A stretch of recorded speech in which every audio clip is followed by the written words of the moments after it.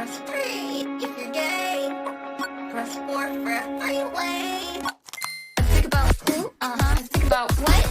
Think about sluts. Do they know they're sluts? Let's find out. I'm a disclaimer. You're a bitch. And you should feel like a bitch. Bake cookies and blank on them. Give the icing. So sticky. You should fuck. You should fuck with men again and again. Even on a dick. Even on a bad day.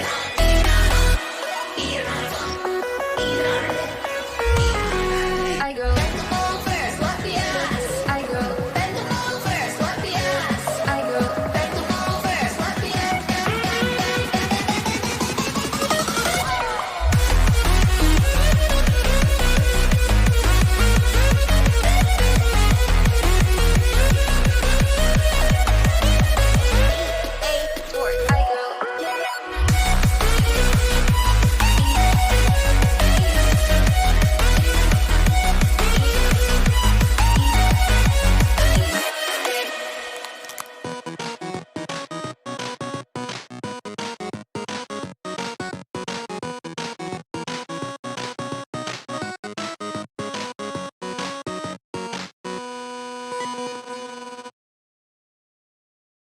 I make all my songs live on Twitch. You can check that out in the link down below. Hello, how's it going? Hello everyone. Pro unmute, thank you Mabu. It's always good to feel appreciated for doing basic things that I should definitely know how to do that I've done a million times and fucked up a million times somehow, but today it went okay, so I'm glad you noticed. I'm gonna take that whole ramble as a sign that I definitely have not slept enough, and this is gonna be a very rambly stream. I'm much better at making my point nice and succinct when I've slept, or when I haven't slept. I don't remember. Maybe I'd remember if I slept more.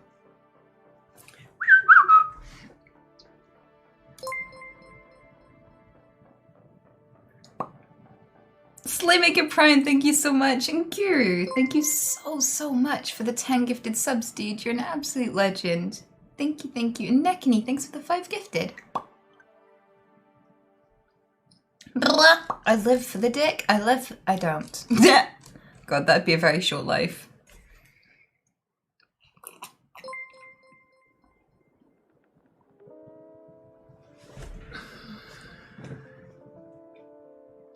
Imagine going to sleep at a reasonable time. Couldn't be me. Did you even get any sleep today, Peaks? I don't mean to call you out, but I'm totally calling you out. And I'm very much a hypocrite, and I own that. But did you sleep?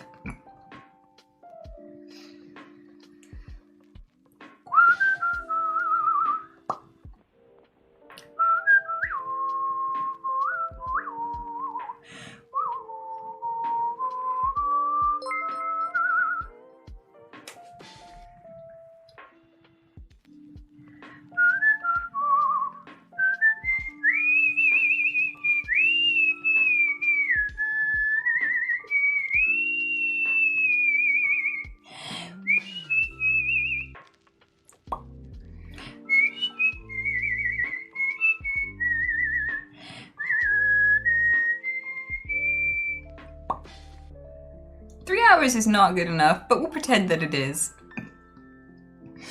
How are you a pro streamer? I don't know. I think the weirdest thing about what I've noticed, okay, we're gonna get all philosophical today about determinism and fate because people ask me about that shit all the time. So I did a little bit of research and I found out some cool stuff and some scary stuff. And some outright fucking worrying stuff. And then some other stuff. So we'll probably talk about that maybe when I finish choking on my breakfast.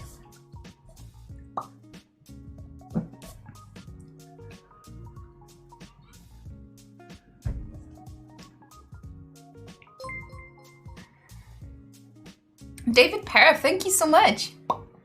Wait, why did I do that? No, I'm confused. David, you're the one I'm responding to. PPI, thank you so much, okay? I'm not confused and tired. So, I was expecting that when I joined the stream, beautiful whistling. Yes. Oh wait, no, that is the appropriate response to that. Never mind, thank you so much. Jesus, I'm so scrambled. This is what you get when I turn on the stream before I have breakfast. Like, my brain functions on calories and sugars. And it doesn't want to do anything. It goes on strike until the sugar has happened.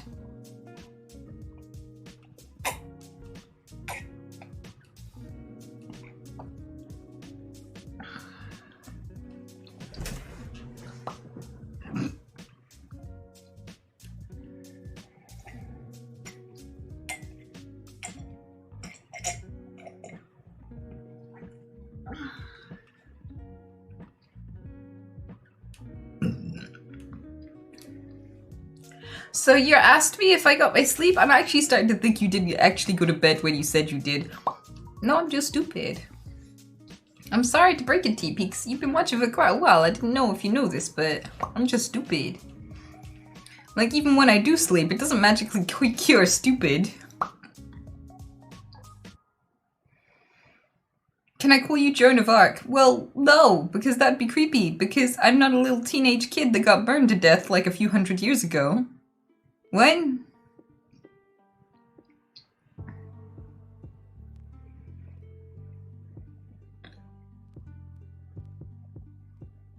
Sleeping pills doesn't work?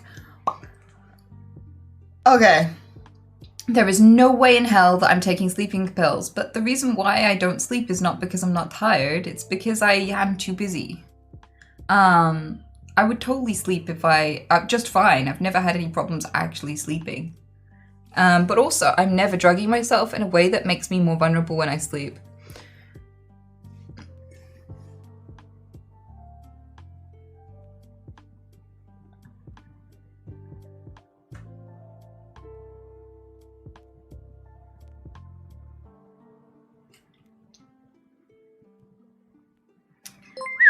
You got a hangover? No, I didn't drink anything last night. Blue eggs, thank you so much. And Sammy, cheers for the bits, buddy. And Caladatus. Caladasis? There we go. Thank you so much. Let's start that train. Wait. Oh, thank you. Thank you for the hype train. That's so sweet. Hey, first time viewer here. I've seen your content before, but never actually caught a stream. I hope you have a great day. You look beautiful this morning. Thank you. Thank you, thank you. That's incredibly sweet of you to say.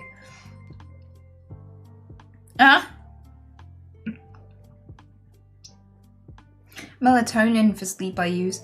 Well, Yoda, I would say his name's actually Mike, but you know. What I would suggest is try bananas and banana tea, because that will give you serotonin and melatonin and lots of stuff that will help you stay asleep rather than fall asleep, which is really, really handy and improves your overall quality of sleep. I'd say that I would really, really recommend it. Really, really recommend it. Not as like a replacement or anything, just like if you're finding that melatonin helps, then bananas might help you too.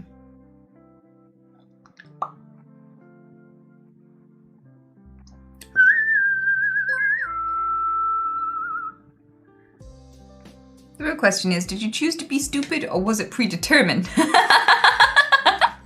Yeah, that leads us on to the whole question of today, right? I don't know, we're gonna do a poll later, asking people if they genuinely believe in fate, and if they think that, you know, we choose what happens, or if everything was pre-decided from the moment the Big Bang happened.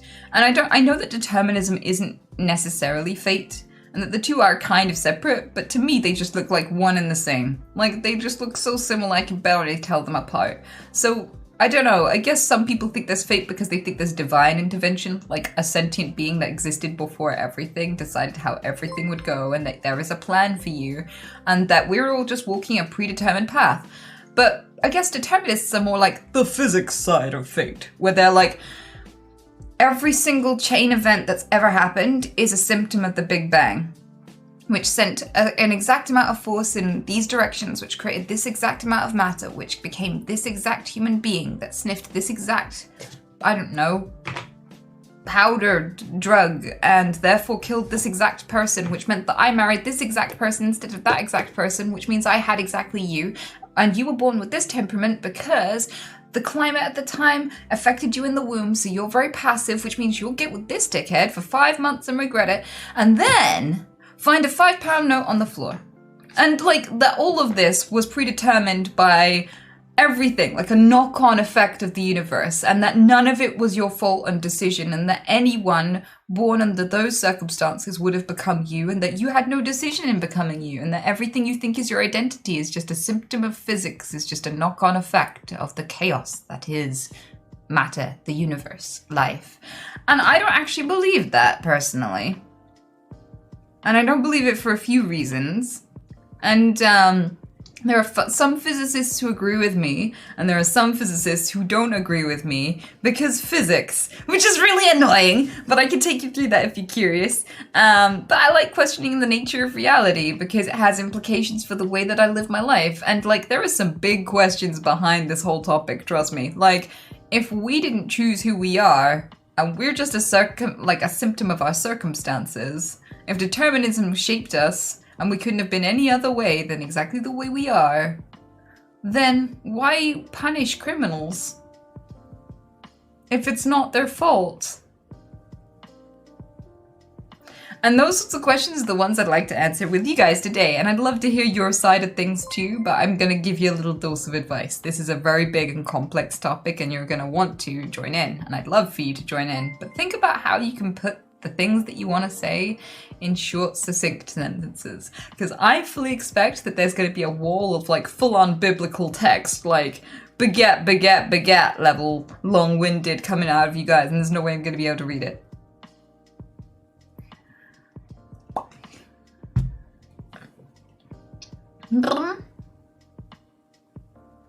Quirky, thank you so much for the Prime. And Brooklyn, thanks for the resub too. Fate has led me to being a 3-month sub and I have no complaints.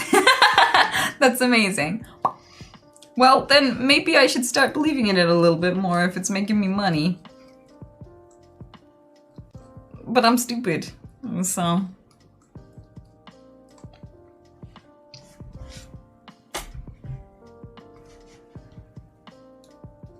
Does her voice sound lower than usual?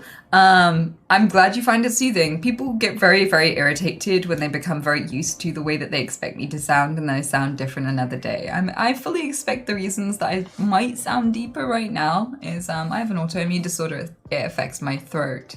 And this has not been fully swallowed yet, so it's actually weighing down my esophagus, meaning that if you hold a plastic bag and it's not got anything in it, it's kind of loose and it billows in the wind. But when you put something heavy in the bottom of it, the top becomes really tight around your hand. And that is happening with the top of my throat right now. I feel kind of squeezed like someone's choking me. But also, for some reason, I think it pulls down my voice box a little bit, because I've noticed that first thing in the morning, the first thing I eat, I puke half of it, because it doesn't go in.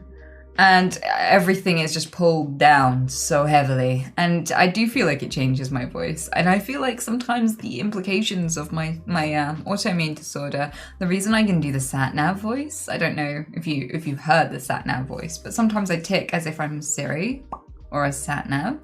And I couldn't do that before my condition got worse. So weirdly, it's given me like a few extra talents, but it does change my voice all over the place. And I also have echolalia, which means that I copy accents very easily. And it means that I fluctuate between American and English because I hang out with so many Americans.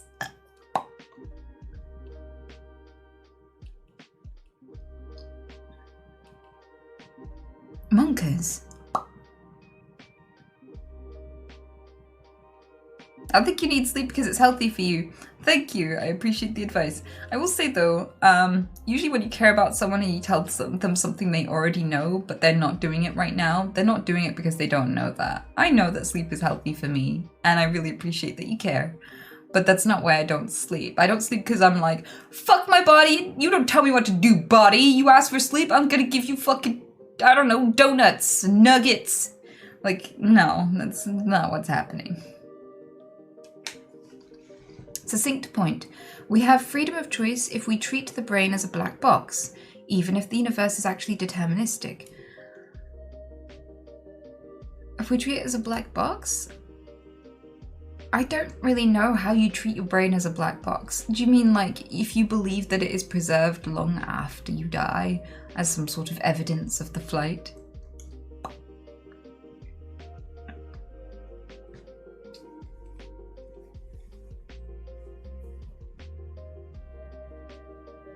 Do you know the way? What about the multiverse and infinite possibilities? Have you seen the Geralt video about positive nihilism? Yeah, I don't really subscribe to positive nihilism. I don't agree with nihilism whatsoever, but I've talked about that a million times on the stream. So we're gonna do determinism today, and we've got videos, we've got studies, we've got statistics. It's really interesting. But I don't know where to start. I really don't know where to start. I don't know what to talk to you guys about it first, because there's just so much to cover. But hopefully you learn a lot with me and can help me shape my opinion too, because I'm kind of a scientific mind in how I approach truth and facts and beliefs, which is I don't have any beliefs. I have placeholder ideas that I'm like, I'll exist as if this is true until further evidence, because this is the most likely thing to be true according to the present data, but I will shift that perspective very easily if concrete evidence ever appears. So from that perspective, like at the moment, I feel like pretty much everything I am and everything I feel is based on placeholder ideas that are purely there in light of current evidence. So yeah, that's the way I am. I don't believe something. I'm not going to sit here and go, I believe this thing and nothing you could say will ever change my mind, because that's emotional. That's faith.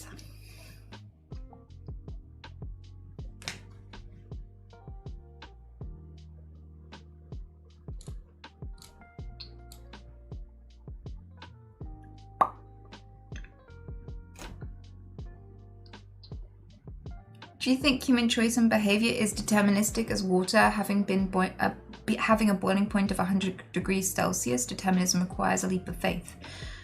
So I don't know where to begin. I'm just choosing. I'm sat here like there is so much that you'll be interested to know, but I don't know which one to choose first.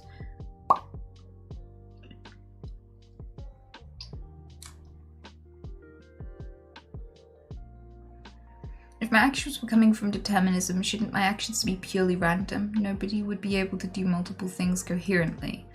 No, I think the best way to describe that is like, oh, okay, if you want an answer to that, I'll give you a video to watch first, because there is an actual video that covers why we make the choices we do and how they would correlate to determinism. They wouldn't be chaotic, because they would be a knock-on effect of your experiences, right?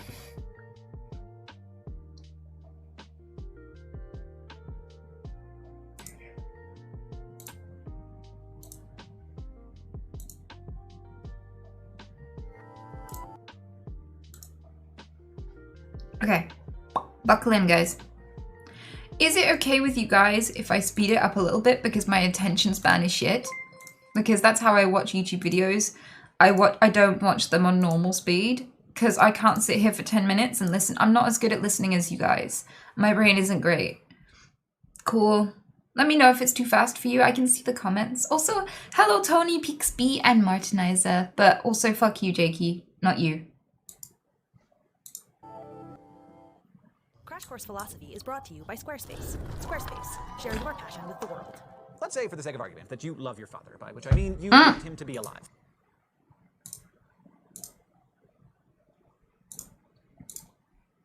Never mind, that's too fast. Assume that you don't have any attachments to your mother that you might describe as romantic. Well, guess who thought he felt the same way about his parents? Oedipus. According to ancient Greek legend, when Oedipus was born, a prophecy foretold that he would kill his father and marry his mother. So, in an act of colossally bad decision-making, his father left baby Oedipus in the wilderness, assuming he would die, and the prophecy would then not come true. But instead, the abandoned baby was discovered and raised by another family. As an adult, Oedipus learned of the prophecy that he would kill his father and marry his mother. So, not knowing he was adopted, he left his adoptive parents in order to avoid fulfilling that prophecy, figuring that if he wasn't near them, it couldn't come true. Lo and behold, as he was trying to flee his fate, Oedipus killed a stranger in a fit of rage who turned out to be the father he had never met. He then proceeded to marry the dead man's widow, who was actually his mother, though he didn't know it. Needless to say, this is a fate that any of us would like to avoid. But for philosophers, the whole point of the story of Oedipus is there is no escaping fate.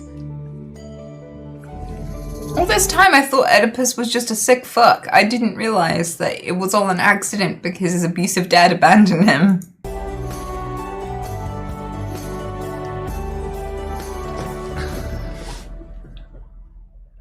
Are we free? I mean, on the one hand, most of us have the clear sense that we are. We feel free. We feel like we make all sorts of decisions that lead to both beliefs and actions that are wholly of our own choosing, like, I could do that. I had oatmeal this morning because I felt like it. This view that humans are capable of entirely free actions is known as libertarian free will. And to be clear, libertarian free will is nothing like political libertarianism. Both views get their name from the word liberty, but political libertarians are all about freedom from government intervention, while people who accept libertarian free will could be anything from political libertarians to socialists. They just think that metaphysically we can act freely. So a lot of us figure that our thoughts and actions are free, but most of us also believe that every effect has a cause and that everything that happens now in the present is the necessary result of events that occurred in the past. This view is known as hard determinism, and many of the people watching this probably think that they believe in both things, that many of your actions are free and that the world is governed by cause and effect. But it turns out you can't rationally hold both views, because traditionally libertarians have defined free actions according to what's known as the principle of alternate possibilities. That might sound like a plot device for a sci-fi show, but this principle says that an action is free only if the agent, that is the person doing the thing,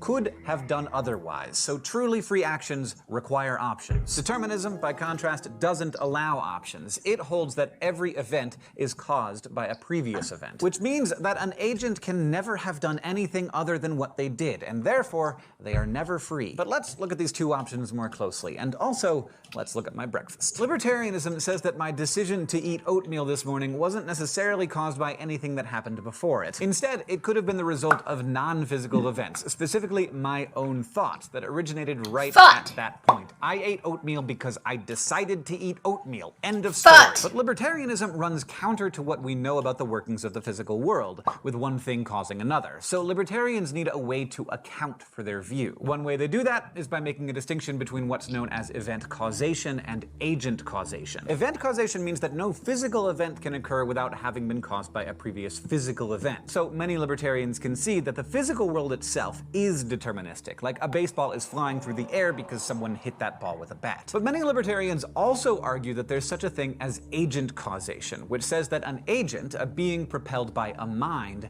can start a whole chain of causality that wasn't caused by anything else. So the person who hit the ball most likely did so because they just decided to do it. By this logic, agents have the ability to affect the causal chain of the universe. They can make stuff happen on their own. But many philosophers find this idea untenable. Where would these free decisions, the ones that launch entirely new causal chains, come from, they ask? Are they simply random? What would compel an agent to make one decision and not another? And if you can answer those questions, if you can explain what would cause an agent to act, then, well, you've just reinforced the position that actions are caused rather than free. The fact is, it's pretty difficult to find arguments that support libertarian free will. The best argument in favor of it seems to be that it just feels an awful lot like we're free. And libertarians argue that we shouldn't discount the legitimacy of our own personal subjective experience. So while I agree with the libertarian view of, like, that we do have choice, in this context, the thing with that is that I don't agree with it because it just feels like free will. And self-reporting is notoriously inaccurate in human beings. We have one idea of ourselves and it's usually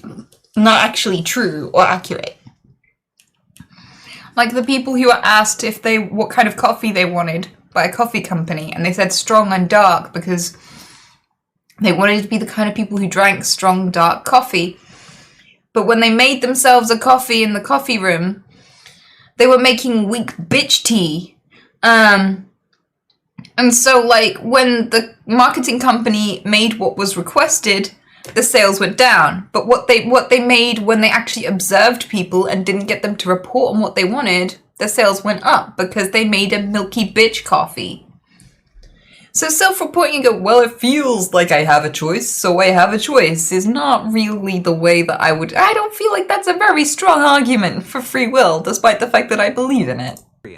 So if we feel so free, we should seriously consider the possibility that we are. That point has a certain intuitive appeal, but if you can't come up with an argument to defend your feeling, then good philosophical reasoning recommends that you reject it, or at least withhold judgment until you can get some evidence together. So now, let's see if the hard determinists can do any better. 18th century French philosopher Baron d'Holbach said that none of our actions are actually free. D'Holbach believed that everything that's happening right now is the result of an unbroken chain of events. Everything, he said, is the inevitable result of what came before, including everything that we do. Our actions are caused in the same way that, say, home runs are caused by bats hitting balls, or tornadoes are caused by warm air systems hitting cool air systems in the right conditions. This means that humans and our actions are just part of the physical world, bound by its physical laws. This belief is often explained through a view known as reductionism. Reductionism is the view that all parts of the world and of our own experience can be traced back or reduced down to one singular thing. So, for example, you see your mind as being capable of making free decisions. You think that what goes on in your head when you make a choice is not at all like bats and balls. But, well, mental states are brain states, or at least they're directly tied to your brain, and brain states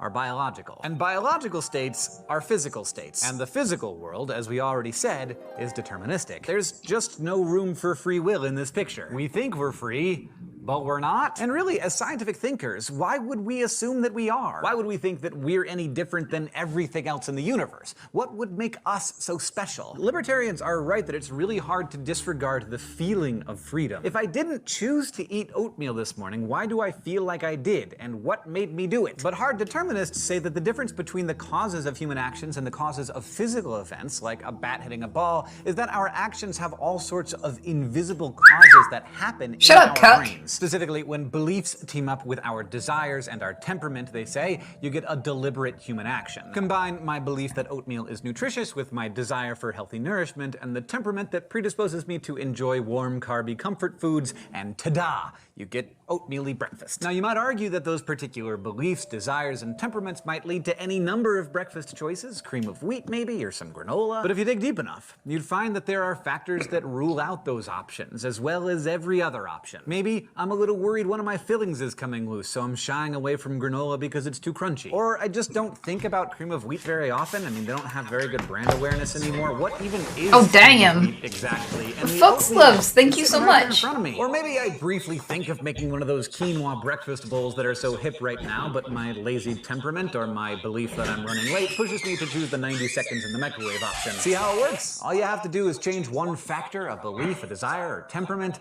and you get a different outcome. Hard determinists argue that just because we can't pinpoint the exact factors that led us to an action, we could, in theory, isolate them if we knew enough about all of the beliefs, desires, and temperaments swirling around in our brains. So in this view, what we call decisions are really just the inevitable result of a bunch of mental stuff combining in just the right way. And maybe it feels free, but it's not. But hold up, isn't there some way out of this? Like, what if I have someone choose my breakfast for me? Or what if I fall back on randomness by, like, flipping a coin? After all, if I just flipped a coin, then it wouldn't look like that decision was made by beliefs, desires, and temperaments. But, well, no such luck, because even if I thought I chose randomly, my decision to flip the coin or who I asked to pick for me was just as determined as everything else. And guess what? If you're getting angry right now about me telling you that none of the choices are free, well, that anger was determined. If you're finding this whole topic confusing or boring, yup, still determined. You think you can freely choose to stop playing this video, but if you're still watching me, good news, that's determined too. Determinists believe that you can't help but feel and react the way you're reacting right now. You can think you're choosing to act in ways that conform to the character that you've selected and shaped for yourself,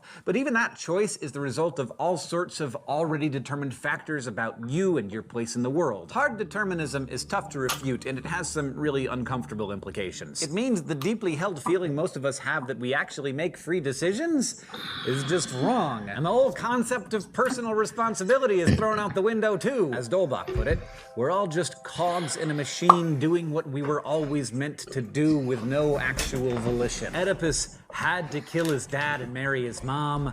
I had to eat oatmeal. And you just had to keep watching. You couldn't turn away. Today, we learned about libertarian free will and its counterpoint, hard determinism. Next time, we'll see if some middle ground can be found between determinism and Draco, lol, thank you so much for the sub. So yeah, basically, this guy gives you a bit of a lowdown, but he comes to this conclusion that, you know, there's a lot of evidence to suggest determinism, but not a lot of evidence to suggest free will. And he relies on the cold hard reliance on like the knock-on effects of physics, which are much more predictable, and that we become much more predictable when we actually understand the factors that weighed in on our decisions, and how they're not entirely in our control.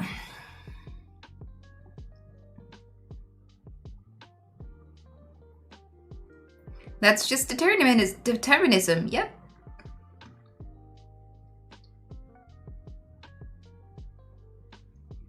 But, whoa! What do you think about that? Like, before we move on, because there's more. There's more, because it gets...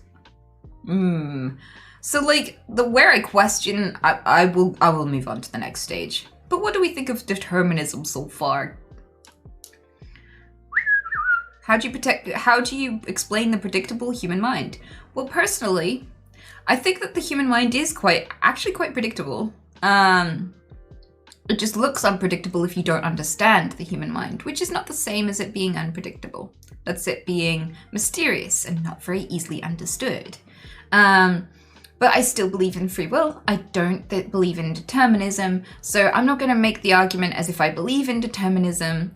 I'm actually going to show you some physics, which says that even the universe is actually really random and chaotic, and it's not as stable and as predictable in its reaction as we expect. So there isn't like a straight line between like the Big Bang and you tying your shoe this morning, as you would think. Like the way the onset of interaction between photons and things, and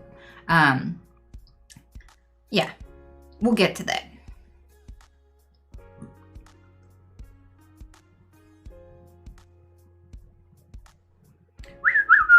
But like, let's entertain it for a sec. If the world is deterministic and we are just a product of our environment and the temperament we were born with because of our environment, are prisoners accountable for their actions? Should people truly be held accountable for, say, murder or rape or theft?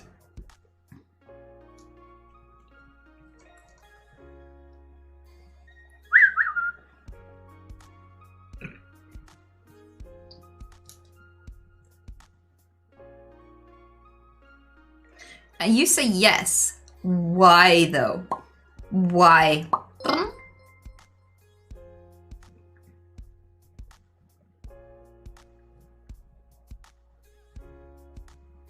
Because we're trying to have a civilization here. That's one way to put it, Slippy. I'm trying to be civilized over here. Get fucking to prison. Get in the electric chair, bish. I'm trying to be civilized.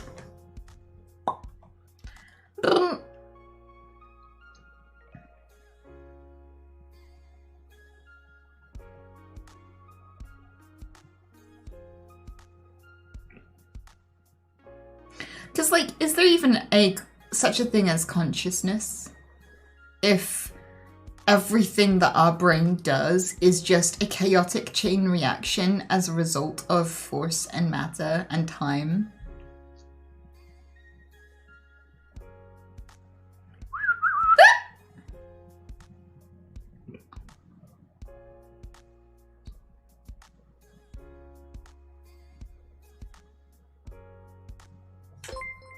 I would say yes, because things we see or hear kind of around us. What? We're just sheep, way too dank. The Welsh people were right. What?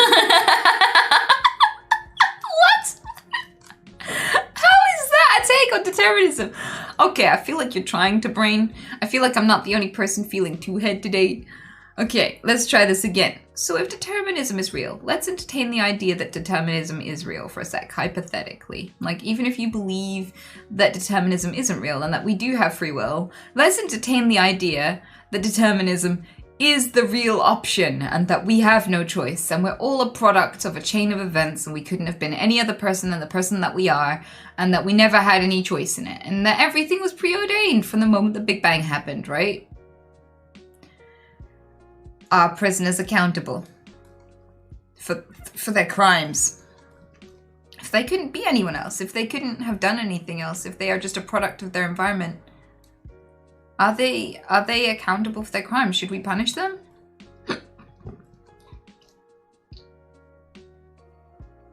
And someone says, yes, choice doesn't matter, actions do.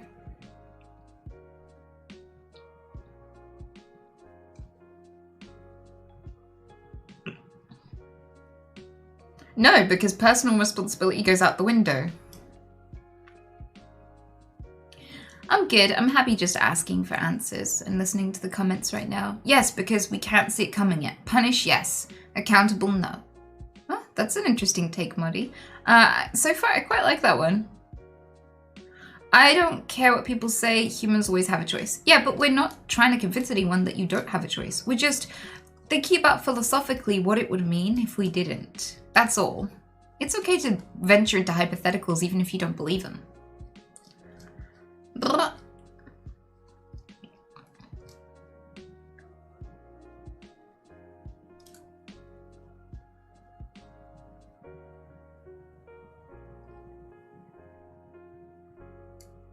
I'm not sure punish is the right word here. There is still a need for prisons.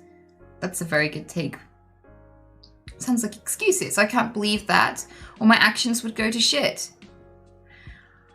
I don't know. I think if I found out tomorrow that I never really had any choice in becoming who I am, that this was just the inevitable product of everything that came before, and that it was inevitable that an Anita like me would happen as a result of all the things that happened before, and that I didn't really shape myself, and I didn't really decide who I am. I think that if I found that out today, I would still be kind to animals. I would still take the consequences of my actions seriously. I would still want to have a positive impact on the world, and I would still actively decide to try and do good and be responsible and respectful, regardless of where that came from. Because that is the person I desire to be, regardless of where those desires came from. I don't think that I'd immediately just start behaving irresponsibly if I felt like I wasn't really responsible for anything. I feel like I would still take pleasure in seeing people smile. I would still feel better knowing that a homeless person ate. I would still feel better knowing that I did charity work and stuff. My behavior wouldn't go to shit. I'd still do the things that are important to my values, regardless of where my values came from. And I don't know why anyone would immediately just use it as an excuse to be a shit person or not take care of themselves.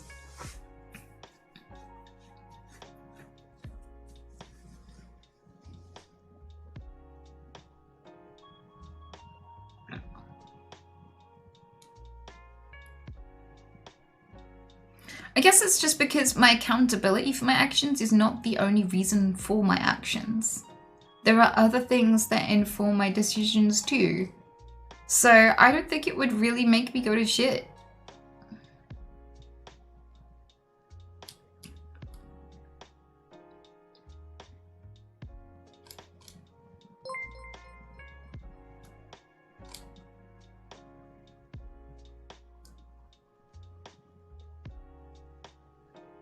See, but if criminals are predetermined, do we then just assume that them reoffending is also predetermined?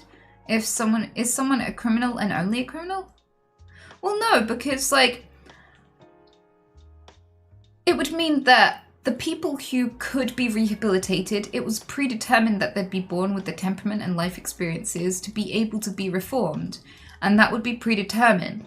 But also, so would it be predetermined that the other people who couldn't be reformed were unreformable? Because it wasn't really about their choices, it was about everything that led up to them being created as a person and an identity, both physically and mentally. So just because we couldn't predict either way which one would be rehabilitated and which one wouldn't mean that each individual was only ever going to be that person with that level of capability to be reformed. So it doesn't immediately make the universe predictable to us because we're stupid and there are too many variables that weigh into every decision that humans make. We're unpredictable to each other because we're too dumb to weigh up and see all of those variables. But if we were able to know all of those variables, we would be able to predict each other's behavior. And we're already starting to do it with things like psychology and neuroscience, meaning that we can do things like, there are experiments where you can get a fake hand and convince people that they're feeling sensations from that fake hand, running a brush over it or cutting it. Because you can do a social experiment where you trick the brain into identifying this new hand, this new plastic hand, as their own. And that is a predictable thing you can do to a human because you can understand at least some of the variables which will make someone behave a certain way, decide to feel a certain way, and see the world a certain way. I mean, algorithms do this to make you extremists on the left or right wing side of politics. Because everything about understanding the human brain, to an extent, is about understanding the variables that weigh into your decision that are beyond your control, that definitely influence you. So while I'm not deterministic, I will say that, like, just because we don't have set outcomes that are reliable and consistent, like all people are unreformable or all people are reformable, just because there's variety doesn't mean that there aren't influences that are measurable and predictable.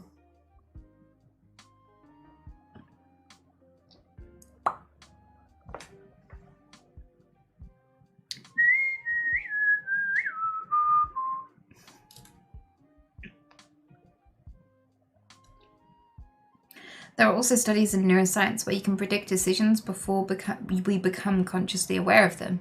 Yeah, we have a lot of unconscious processes that happen in our brains that happen before a decision. We have pre-decision indicators in the mind.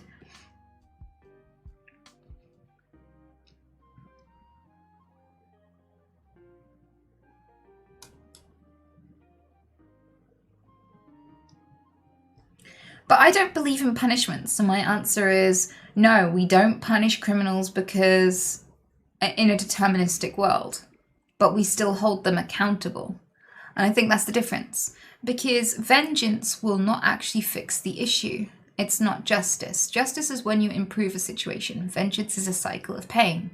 So when we deal with criminals, regardless of the reasons why they did the thing, they're still dangerous. So once you prove that you very easily will harm others on a whim or, make society worse off, you should be segregated and rehabilitated. And if you can't be rehabilitated, you shouldn't be allowed to impact other people with your negative actions because we don't want those impacts of your negative actions. We have a right to safety and freedom, and we shouldn't be put in danger just to indulge your urge to cause harm. So from that perspective, rather than it being, let's teach him, let's punish you, it's more about making sure that whatever you decide and whoever you decide to be, the only person who receives the consequences of your actions is yourself, and that other people are allowed freedom by not having to be subject to your will, especially if you exert force. So for me, I would still incarcerate criminals to keep other people safe, because it doesn't matter whether or not it was determined or personal choice. The fact of the matter is, if there's a paedophile, you put them somewhere where they can't reach kids. And that has nothing to do with whether they made the choice or not, and everything to do with the child's safety.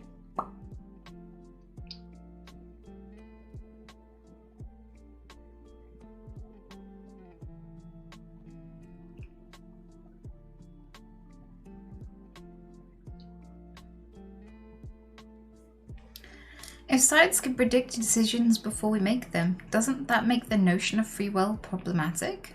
It does, but here's the thing. What's interesting about that is that at present, science can predict the probability that you will behave a certain way. For example, there was an experiment, a social experiment that I've forgotten the name of, where basically a scientist sits in a room and the subject doesn't know they're a subject. They think they are a scientist participating in the study of another subject.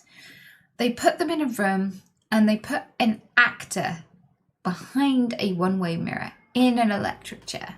And they say, see that person over there? You're going to zap them every time they get an answer to a question wrong. And we're going to study whether or not electrocuting someone makes them learn faster because they fear punishment. And they're like, okay. So they sit down with these buttons and they ask the questions. Blah, blah, blah, blah, blah. Answer, yes or no. And then the actor will get a question wrong and go, no. And then they'll give them a minor electric shock. And they'll be like, ow, that hurt. And they'll pretend that they're being electrocuted when they're not. In this situation, this experiment is designed so that you up the voltage as the questions progressively, as you get more and more wrong answers. So they get a harder shock every time they answer wrong. And this can go so high that the actor goes, stop, stop, I want you to stop, please. And the scientist will be going, continue.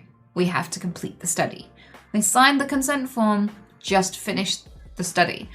And quite a lot of people will be resistant to continue. They'll be like, should we stop? They've asked to stop the experiment. But if someone in a white coat tells you to keep going, most of us keep going. We will literally torture someone just because we've been told to, right?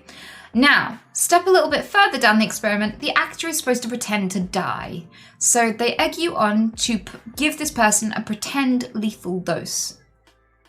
And most people will who are completely convinced that they're in a real experiment and they're genuinely electrocuting people, most people statistically will electrocute someone to death if someone with mild authority tells them to.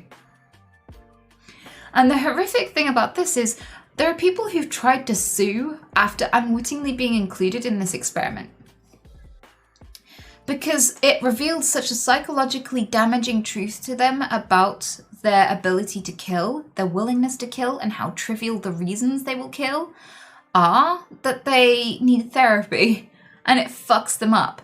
The vast majority of people are like this. And the reason why I bring up this experiment is called the Milgram experiment, and you can go and Google it, it's fascinating. We did the study in the 60s, and we did the study very recently, and we got exactly the same results because society has not changed. We will murder just because an authoritative figure told us to.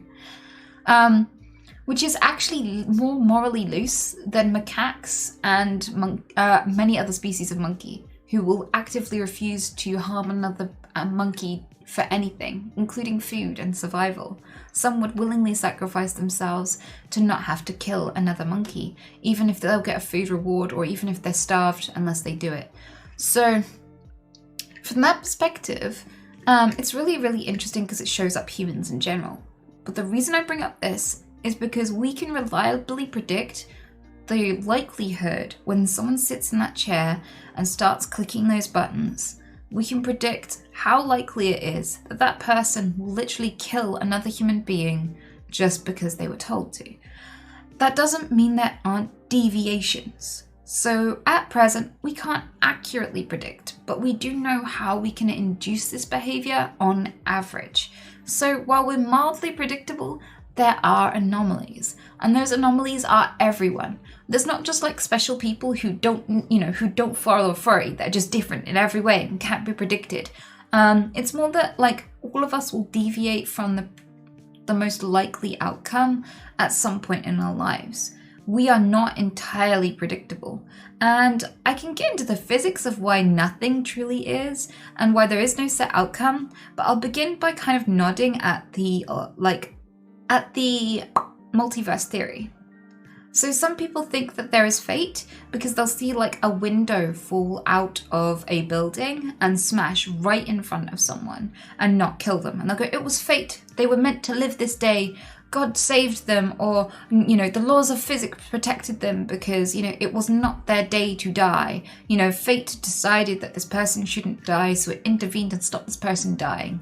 And I'm like, wow, that's what you got from this? Because how many windows fall out of buildings every year? Because it'll be quite a few. And some of them will land on people and kill them. And some of them will land and no one will see it at all. And sometimes they'll fall and narrowly miss people, especially if they're in an urban area where people often walk. And you're going to cherry pick the examples where it nearly hit someone and decide that's because of fate, and completely ignore the times it never hit anybody or it did hit people. Because all of those outcomes happen. And it's inevitable that if windows are going to fall fall out into the street and smash on the ground, it's inevitable that all three of those situations are going to happen. It would be weirder if they never narrowly missed people. Then I'd start to think, is this fate? Is there some sort of design? if they fall when no one sees and they fall and kill people, but they never narrowly miss people. They never like skim past people's noses and stuff and smash elsewhere. None of that. Like that would be weirder. So the fact that all three of those situations happen looks like just chaos and randomness to me. Yep.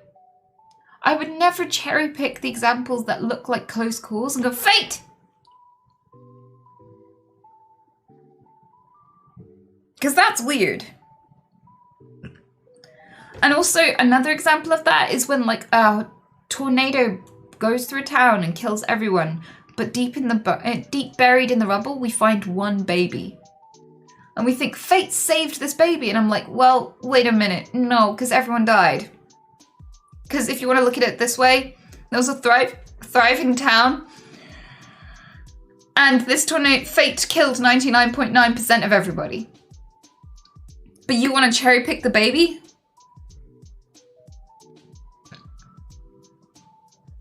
And then you get into multiverse theory, and that's really interesting, because from that idea, every single outcome that could happen did happen. And you know what? If that's the case, that even works against fate even more, because let's look at that for a second. If every time there is a choice, it spawns in a universe where that choice happens, then that would advocate for free will, wouldn't it? Because every choice is created, so we are the person who would have chosen all of these zigzags to get to here. But secondly, in every single one of those universes, let's say there's a mother, and in one universe, she had a ginger baby because she had an affair with the postman. And in another universe, she had a black baby because she went traveling around the world and she found her boyfriend in South Africa. And in another universe, she had no baby because she got into a car accident drink driving. And she no longer has the biological equipment to do so. In all three of those universes, a very specific thing happened that came together to create a very specific outcome, right?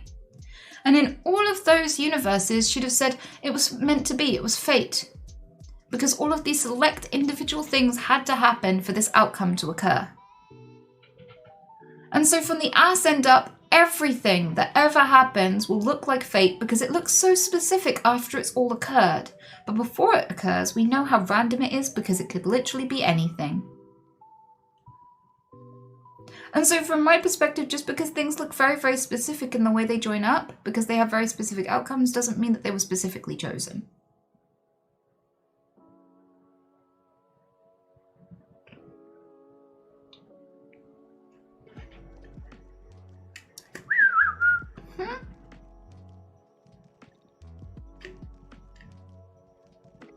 Because no matter what happened, it would all be a very specific chain of events.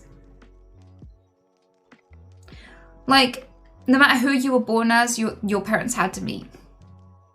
But, so like, my parents had to meet at the skate park in order for me to be born. And it had to be my dad and not the other guy that my mom had the hots for at the time in order for me to look like the way I do, have the temperament that I do, have the DNA that I do, all that sort of stuff. But I'd be saying exactly the same thing if she'd have gotten it with the other guy. I'd be sat here like it was fate. She had to get with the blonde guy with the blue eyes. Otherwise, I'd never be me. And I probably wouldn't be a streamer, to be honest with you. I bet you anything if my mom had gotten with the other guy at the skate park and all of this story had ensued from there, I'd be a different person. Maybe I'd be a surfer. Maybe I'd be a dude.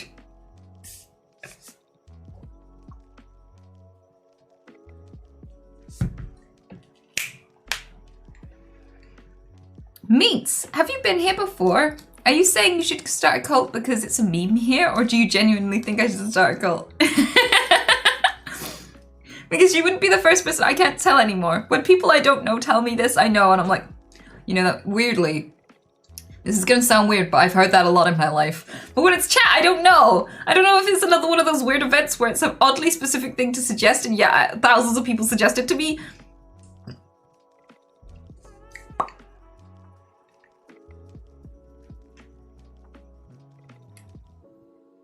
You're already a quarter Chad anyway. Excuse you? I am full Chad. Look at this. Who?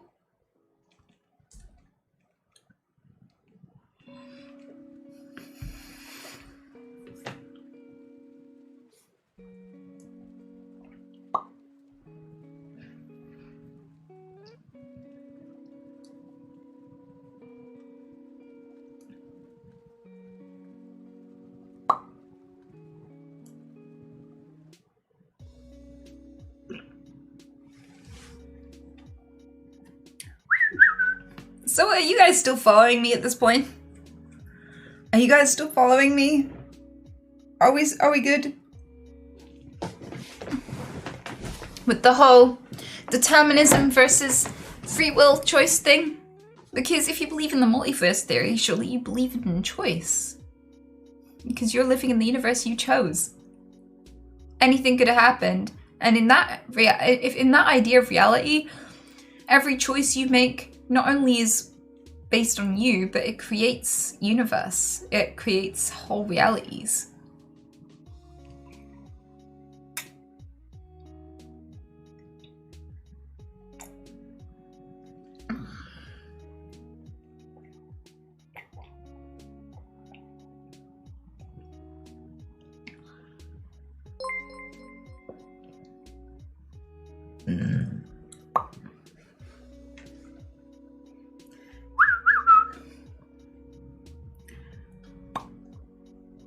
So, like, I'm only bringing it up as an example of, like, how the idea of free will intersects into our concept of reality and how the fabric of the universe works. We're a Cajun. Thank you so much for the 3,600 bits. Holy shit, that's incredibly generous. I'm having an absolutely insane amount of luck today.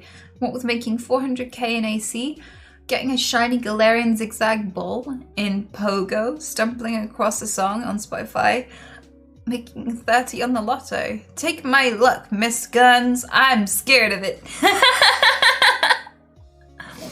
Well, sounds like an amazing day that you'll remember forever. I'm really happy for you. We all deserve a day like that at some point. And I'm glad you're getting yours. Enjoy it. Enjoy it while it lasts.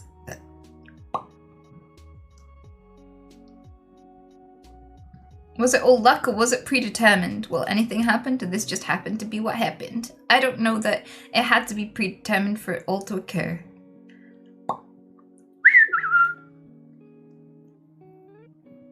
It's a good day. Free will would be getting whatever you want, right? As long as you have enough will. No, free will is about making choices. It's not about getting your way. So, like, I could choose to try to become a lawyer, but if I'm too stupid, or, like, if I get in a car crash, or, like, if events beyond my control intervene, I still won't become a lawyer. But I can choose to try, and I can choose to sign up to try and be a lawyer at university. I can choose to go to the lessons every day. I can choose to take the tests. I could choose to do the extra studying to increase my chances. These are all blatantly choices because I could do any actions. I could also go party instead. I could totally blow off my lessons. I could totally do everything last minute and hope that it goes okay. So those are my choices. I don't get to choose how reality goes, but I get to choose my actions. And there's a difference between the two.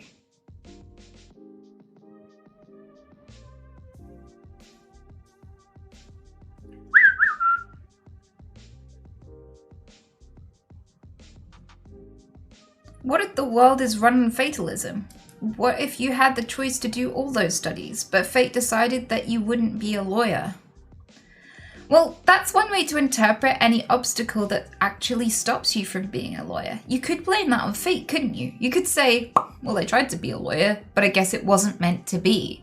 Because something that was beyond your control intervened, like, I don't know, an alien invasion, or a flash flood, or a natural disaster, or depression, or a family member passing away, bankruptcy, you know, all of these other things could potentially be obstacles.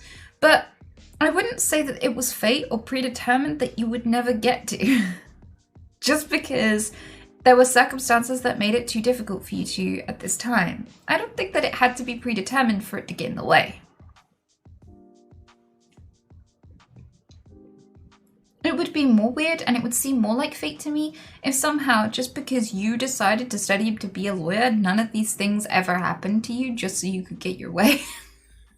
Like, the world will continue and the world will have accidents and disasters and bad things will happen regardless of what you try to aim for and choose to do with your life.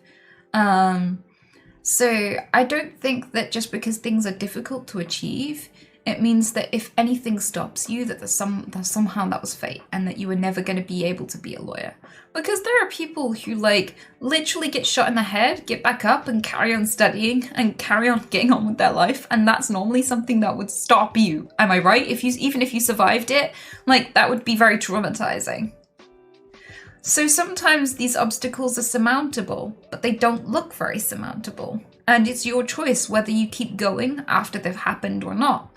Like, flash flood happens, you no longer have a lawyer's school. And you could say, well, I wasn't meant to be a lawyer, there's not even a school to go to anymore. Or you could find a way to go somewhere where there is still a school and carry your studies on there. I guess part of it is like, no, it's not under your environment isn't under your control, but how you react to it is your choice, and whether or not you keep trying is your choice. So to some degree, I think that when people are being really simplistic about determinism, even though I don't agree with determinism, if you're going to disagree with it, you can at least try to understand it before you disagree with it, right? Otherwise, you're rejecting it. You're rejecting it for emotional reasons. But I don't know. I'd love to do a poll. Should we do a poll on whether or not people believe they have free will?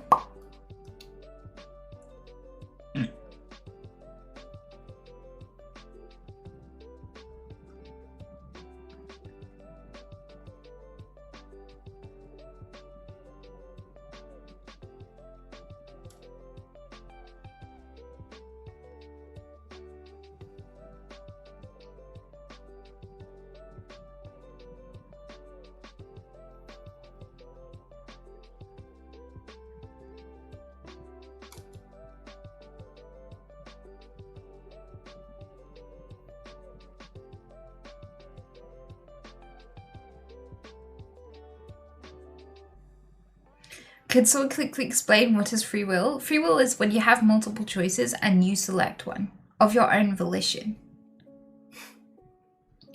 And that the belief that that is what governs your actions and the outcomes in your life. Determinism is when you believe that everything that does happen, everything you think and feel is the result of everything that came before it. So your temperament and the things that you learned in your environment and those sorts of things defined who you became and what decisions you made as a result of the personality you got from all of those randomized events that were inevitable.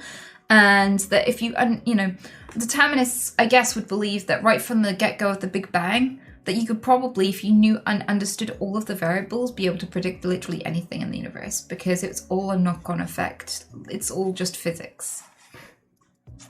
So that's determinism, and free will is when you believe you have multiple options and that you are selecting one, and that selection is entirely your own volition, and it is generated by you and your thoughts and your mind, and that you have a choice. That nothing is inevitable.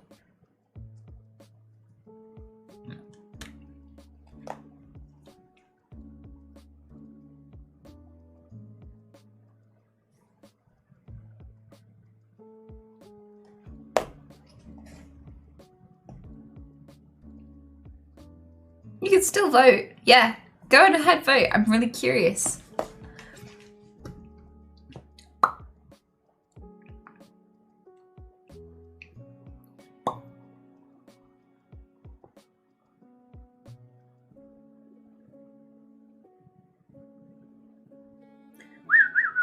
But aren't your thoughts just chemical processes? In a way, yes. Does that make them deterministic? Does that make them predetermined?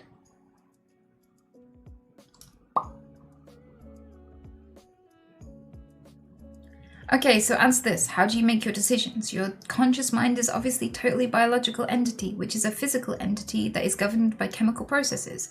Yes, but that doesn't necessarily make them predictable or set according to a chain reaction. That doesn't necessarily mean that they can be predetermined by the onset of the things that happened before. You're going to say, yes, it does, but there are lots of things in physics. Do you think you have free will? And 75% of you said yes, which is actually a really low number compared to the general studies that I've been reading in preparation for the stream. Because apparently in other studies with larger sample sizes, they say it's 80%. So there are 5% less of you who believe in free will here.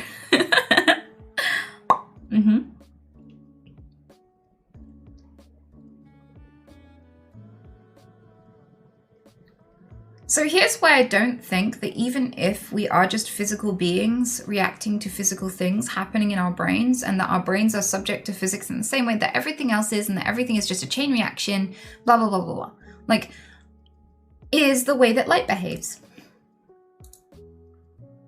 The way that light behaves kind of says to me, right, okay, so I can't remember what this guy said, but let's listen to this guy talk about physics.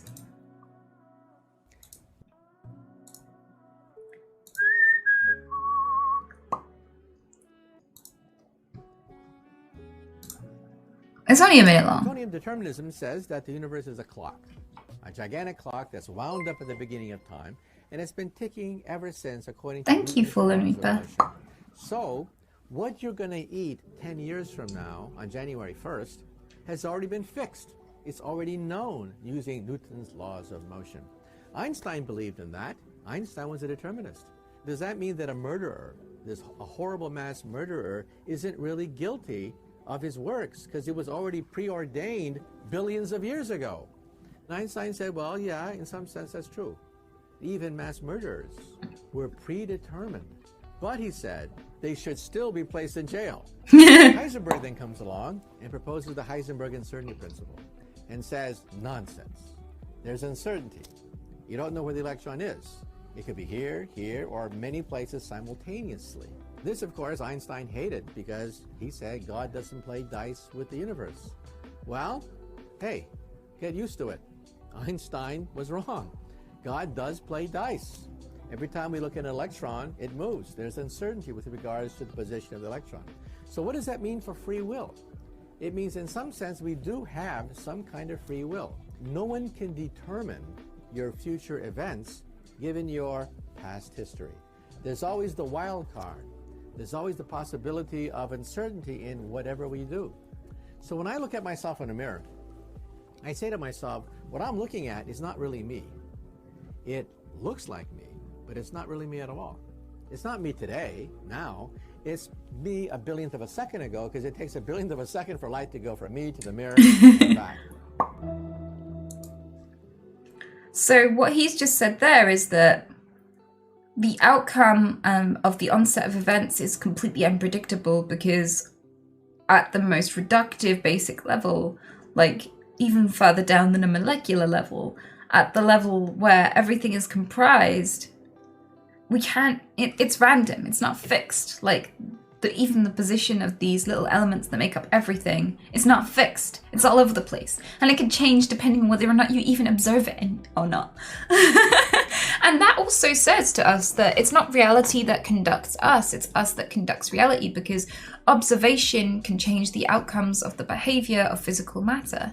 So that says to us that rather than the universe shaping us, we, by being conscious, are in a way shaping the universe, which says to me that determinism doesn't really hold up.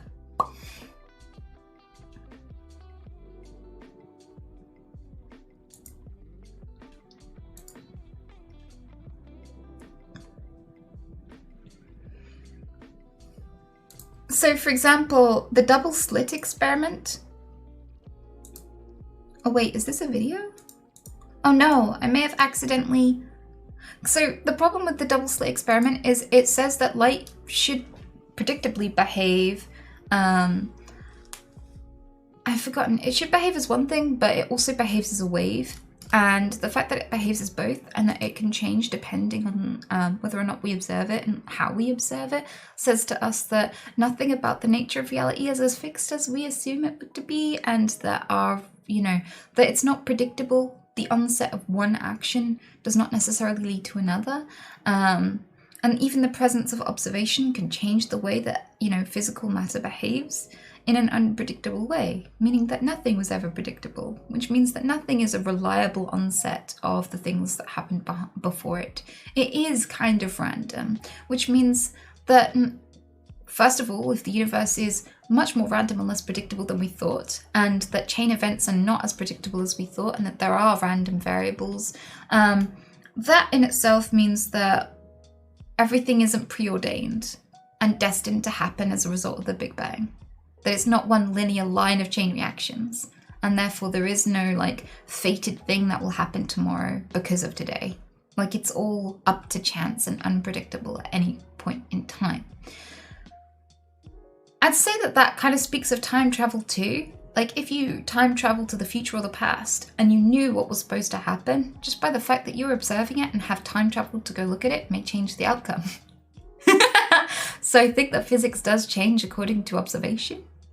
Like the way that everything behaves, time, space, the universe, and matter behaves can be different according to observation. Which means that as a conscious being, our agency and our choice and our understanding adds meaning to our actions and actually changes the universe, not the other way around. And that's my position so far.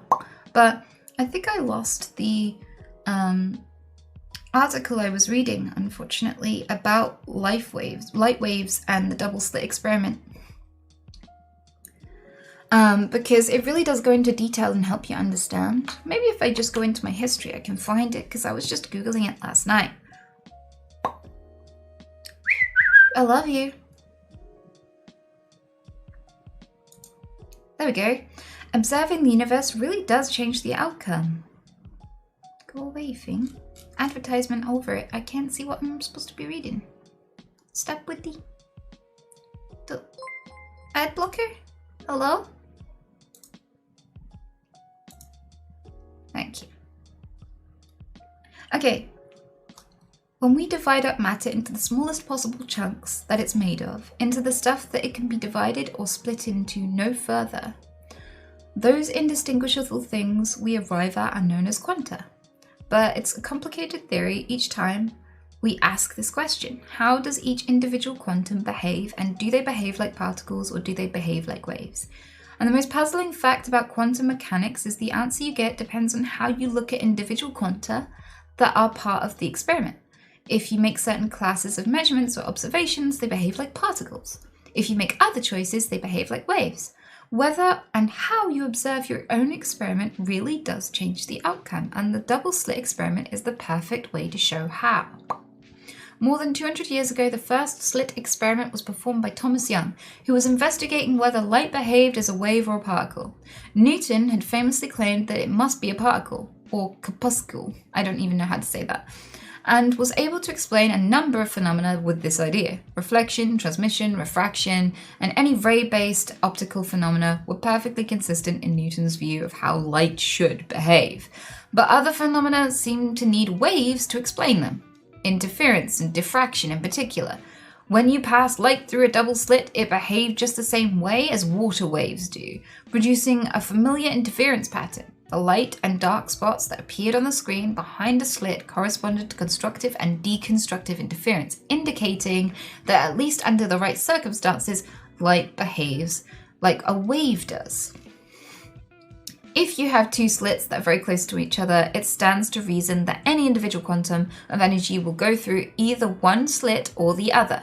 Like many others, you might think that the reason light produces this interference pattern is because you have lots of different quanta of light, photons, all going through various slits together and interfering with one another. So if you take a different set of quantum objects like electrons and fire them at a double slit, sure, you get interference pattern. But now you come up with a brilliant tweak. You'll fire electrons one at a time through the slits, and with each new electron, you record new data point for where it landed. After thousands upon thousands of electrons, you finally look at the pattern that emerges, and what do you see? Interference. Somehow each electron must be interfering with itself, acting fundamentally like a wave. For many decades, physicists puzzled and argued over what this means. What this means must really be going on.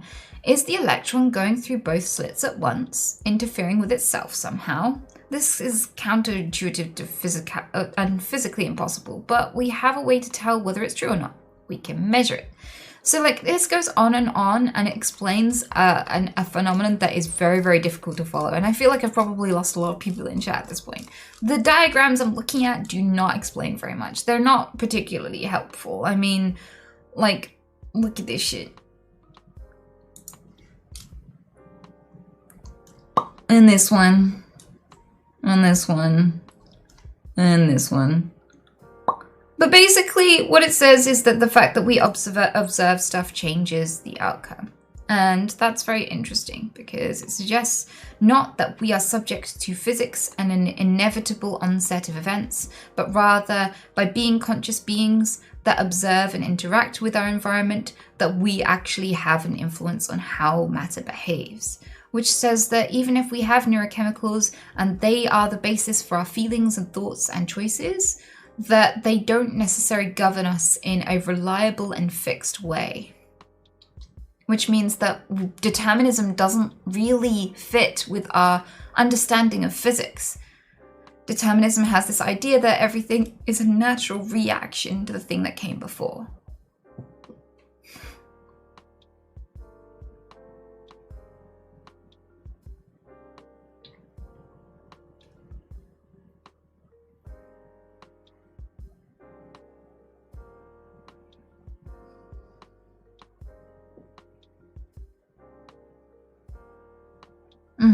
It's Heisenberg's uncertainty principle. Yes, it is!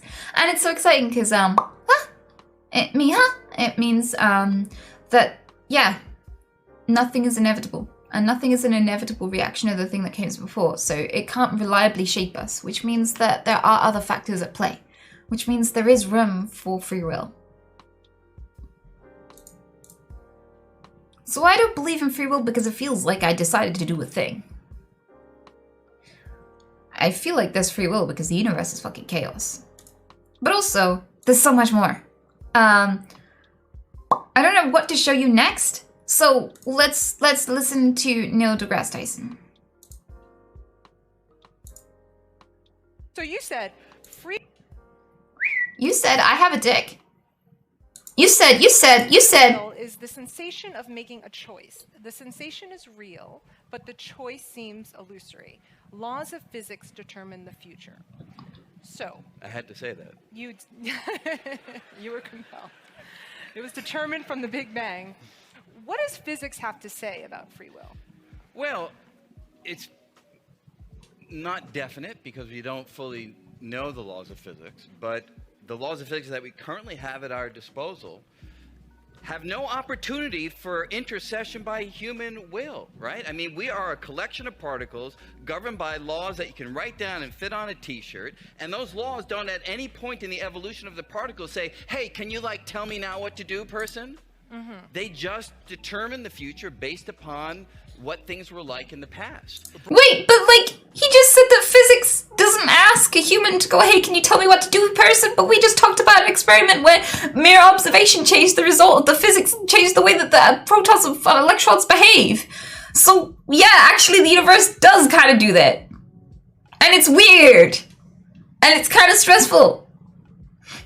Brian, can't there be an emergent property of that collection of molecules that we can call free will? Just because the emergent property, if you know emergence, it's a feature of an ensemble that cannot be deduced by the study of the individual. Like ants. Like ants. You study one ant, you say, hi, ant, they'll shake your hand. You have no idea that 1,000 ants together are going to make an ant mound. Right. Or 1,000 termites make a termite mound. Right. Or that birds will flock. You have no way to predict the idea that. is That one ant sounds like Woody Allen. if free will doesn't Forget exist at the level of physics, in other words, if it doesn't exist at the level of physics, could it not exist at the level of biology or, say, psychology? That's right. So it's a very good point, and it really depends on what your definition of free will is, right? Normally, the intuitive definition is things could have been different, and I could have made a choice for things to turn out differently. Mm-hmm. And if that's your definition of free will, does that resonate with your perspective of free will? Then I don't see any way to square that with the laws of physics, because anything that you do is your particles executing some kind of motion, and the motion of your particles in your brain and your body have no opportunity to allow you as a conscious being to direct them. What force could possibly that direction come from? Is it the electromagnetic force? Well, that one we understand from Maxwell. Is it the gravitational force? We understand that one from Einstein. Is it the nuclear forces? Those we understand from the standard model of particle physics. What force could you possibly exert on your particles that goes against or goes beyond those that emerge from the equations of physics? That's the issue. Could our free will thrive in the probabilistic description of quantum physics? No. Yeah. We currently understand it, and that's a natural Don't place. make me fight you here. Yeah, we did actually. Yeah, I grabbed his lapel on stage once. But we both were wrestlers in high school. Different weight categories. Yeah, very different weight categories. So it's. I should have said it's possible, but I consider it highly unlikely. So there is a puzzle right now in quantum physics that has been on the table for 50, 75 years, and we don't know the answer to this puzzle. And that's why I have to couch my remarks with a little bit of uncertainty. And that puzzle is this. Quantum theory says But it do! predict the probability of one outcome or another, right? 50% chance electron here, 50% chance there. Yet when we measure the electron, we always find it either here or there, right? One or the other. So how do you go from the fuzzy probabilistic haze of many possibilities to the single definite reality that we all experience in everyday life? We still don't know how to bridge that gap. So within that, if consciousness somehow plays a role in picking out one outcome from the probabilistic haze, then sure, then free will might come for the ride as well. There you go. But, So but, you just said. No. He's like, stop the count! He's like, stop the count! That's it! Thank you very much, have a great day! Like, he's like, yep, and we stop there! But he's not gonna stop there, is he? You just said probabilistically the particle can be here or there. Yes. But if you measure it, it is only in one place. Yes. So my act of thought is I want a cheeseburger. That's the particle in this state. And I'm going to say, I want a cheeseburger. Bam! The particle's there. Wait, let me. That's the part I don't buy right there. You see, because why are you poking your because it's random. There's nothing that you did to pick one outcome because you wanted it, because you willed it, because it... Poke the burger harder, Daddy. I'm cold, and I don't want to miss this because I didn't pre-watch it. So hopefully it's not TOS. Hopefully, hopefully Neil doesn't just flash a titty somewhere along this video because I didn't check. But I will be right back. But yeah, I am freezing cold and I need a jumper. But I want to know about the science. I want to learn with you. So please don't run away. Please don't go anywhere. I'll be right back. What the fuck happened to my arm? Did you see that shit? Ow! Anyway, I'll be right back. Don't go anywhere.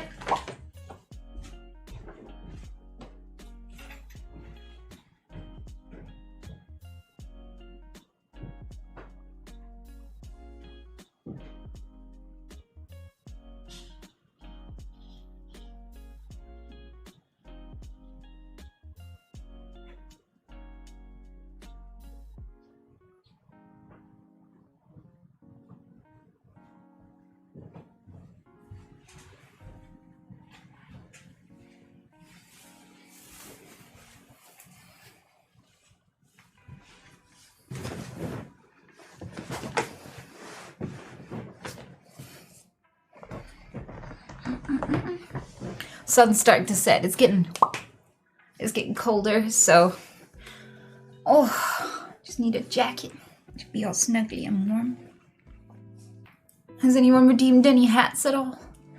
Because I could definitely use the warmth.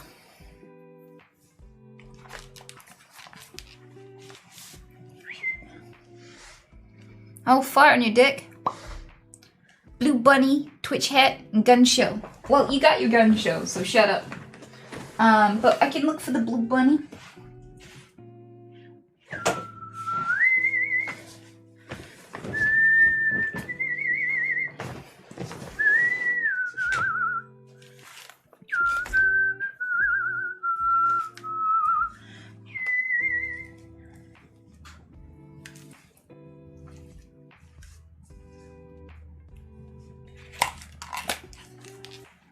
There we go. Now I'm snuggly. And now we can learn more about the science. Thank you for waiting. Have a good day. It was your desire, and yet your intuition is you had the cheeseburger because you chose it. If it comes from a random process, it's like throwing the dice, and throwing the dice to get an outcome is not what we mean by free will. Okay, wait. You physicists.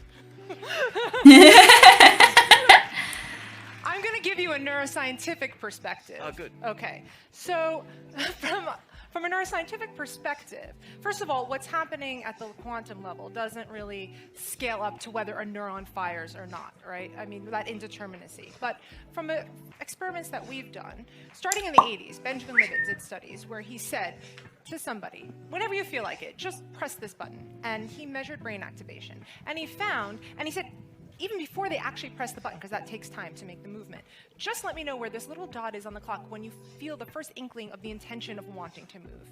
And then what he found is about 350 milliseconds before a person even had that conscious intention, there was a gearing up of brain activation, right? So then, leap forward to current times, we do neuroimaging experiments where we can say to a person... Just so people know, yeah. You measure people's brains for a living. That's my job. That's what I do, yes. Okay. I would be no help to you. No.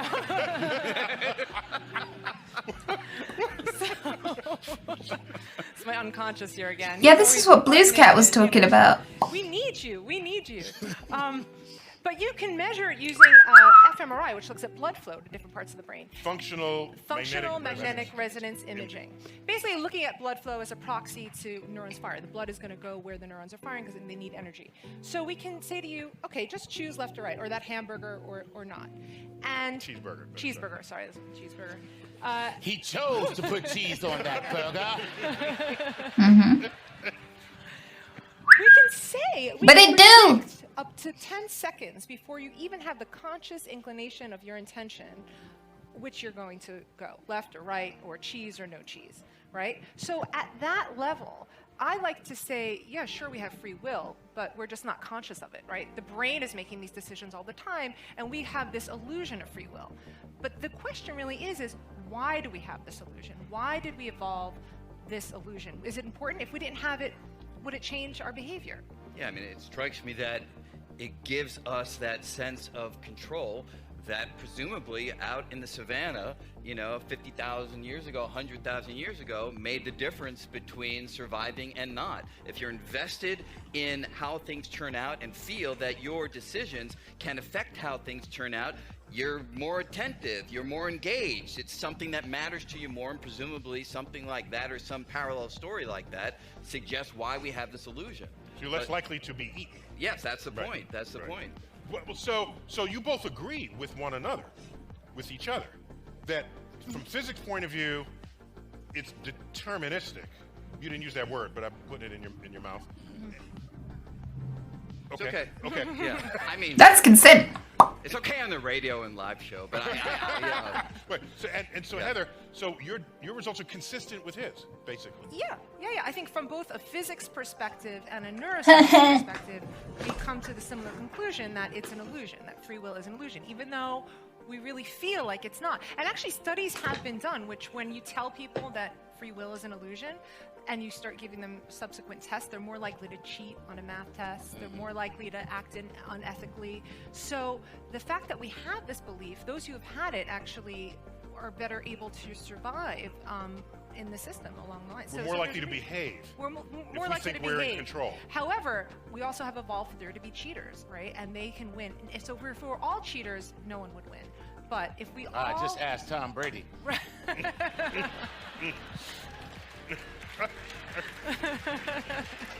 Your bag is like, who's Tom Brady? What are we calling him out for?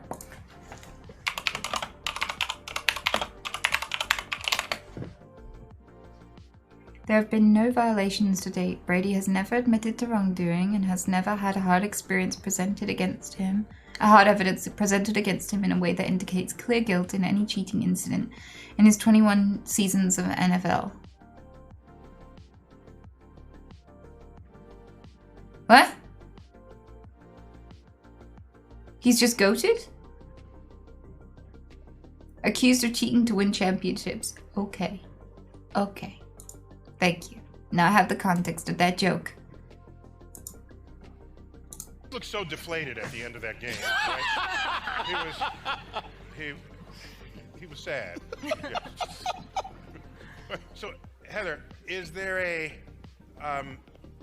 let me ask you a blunter question. Right.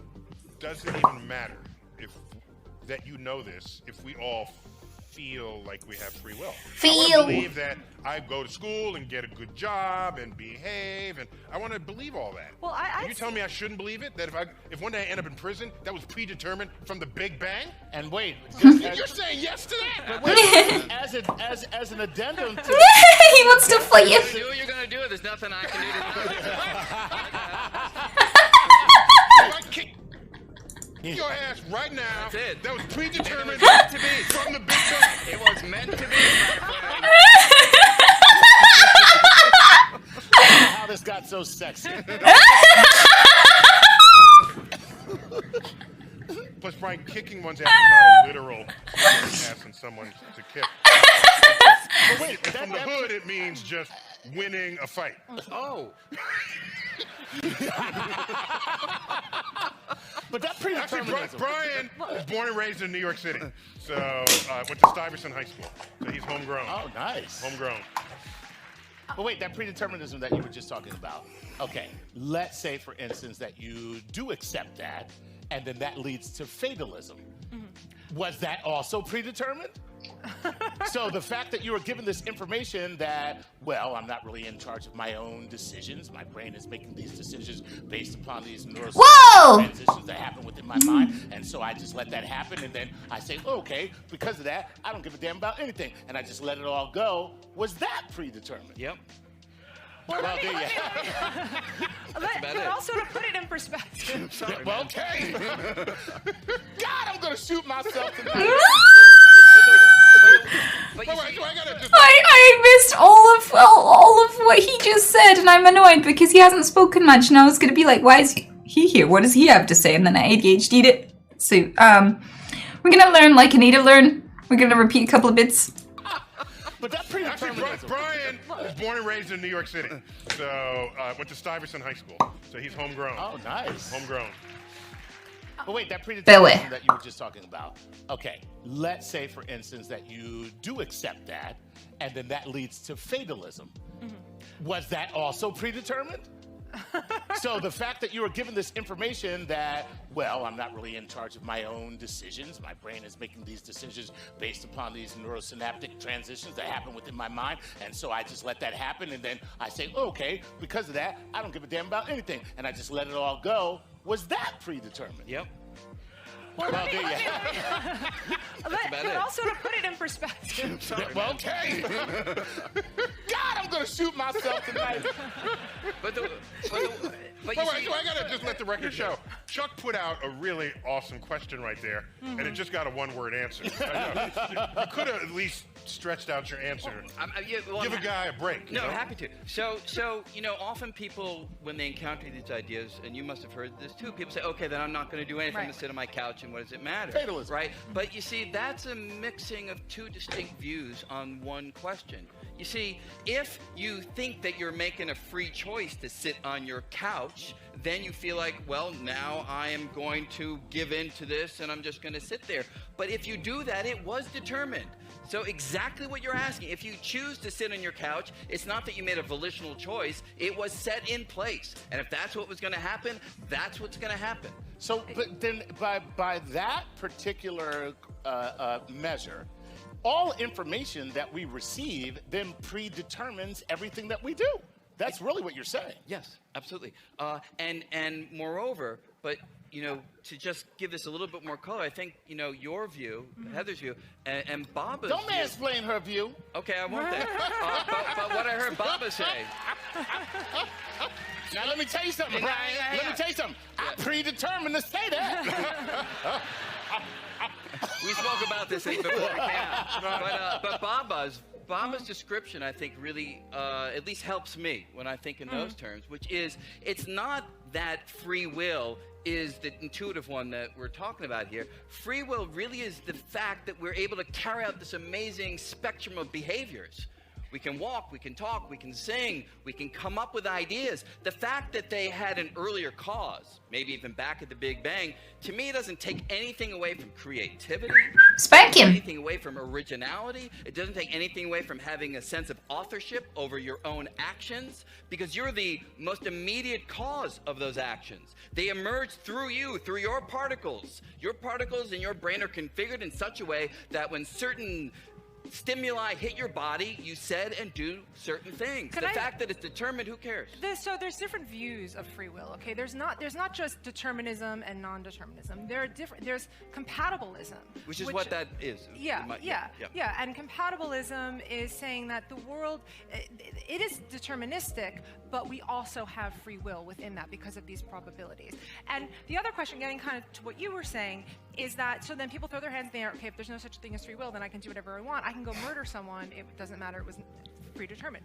However, we have also. However, Chuck. We have evolved the capacity to have self-control as other animals. But in particular, we have the largest percentage of prefrontal cortex than any other species, which is the part of the brain that has that ability to control our innate impulses.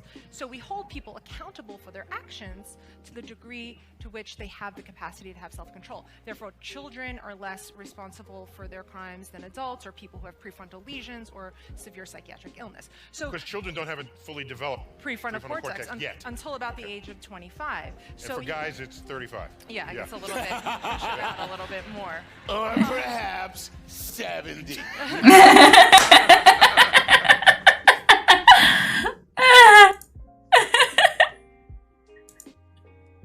I like that ender. That was a good ender. I miss having conversations like that. I have a friend who's a physicist, and well, I have a few friends in the scientific field, and there's also my mom who's a scientist as well, and I love having these conversations, and I fucking miss them. Yeah, what's the name of that video?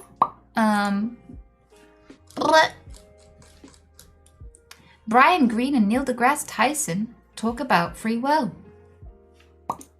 Is Brian Greene... Oh, shut up, YouTube. Is Brian Greene the one who was like the science goblin who was like hunched over and doing all these gesticulars like determinism? But determinism was...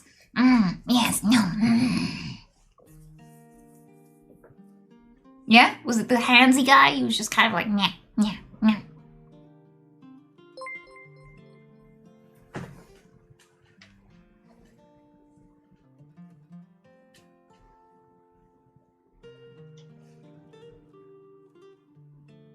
Anita's thought process is way more critical than what we just watched. What? You think so? Well, I'm gonna take that as a compliment because I don't think that criticizing things is naturally negative. I think that exploring an idea and pulling at the threads of it to see how strong an idea is a really great way to learn. So I'd say, yeah, I'd like to think I have a critical mind. I don't always believe I have a critical mind. Every now and again, I'm humbled by how impulsive my brain is. But yeah, like I'm gonna go ahead and take that as a compliment, because if you see me that way, then I must be doing at least a little bit of something right.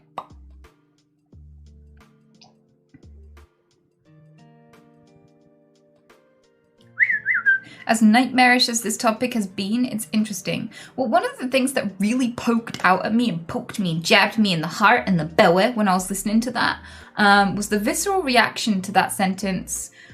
We behave more when we feel like we're in control, because it immediately made me branch off into the whole aspect of advertising and how creating the illusion of control makes us behave better. And some examples of this are like at the airport, a lot of people were having to wait long periods of time between their flights, and they were complaining about it. They were like, I'm having to wait a long time to do this or do that. And so like there wasn't very much that the airport themselves could do. So what they did was they changed the design of the airport so that you had to walk all the way to the other side of the airport to collect your luggage, meaning you had very little time afterwards to get to where you needed to go. And this actually completely reduced the complaints. Completely.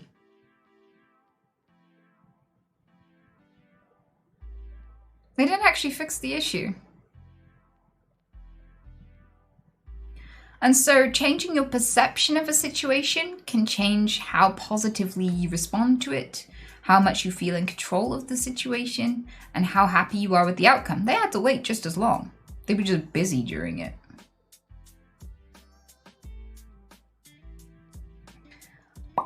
And so sometimes it feels like we are often given the illusion of control or influence in order to make us behave better. Another example I can give to you about this is here in the UK, we have this little button that you press when you're about to cross the road, and there's a little walkie man and there's a little like standy man, and it's red. And those two lights show you whether you should be walking across the road or standy man, right? And it does nothing. You press the button or don't, the traffic lights are going to come on at the same time they would have whether you press the button or not, but pressing the button gives you the illusion of control and influence in the situation. So if you feel like you were the one that made the traffic lights stop the traffic earlier, you're more likely to wait.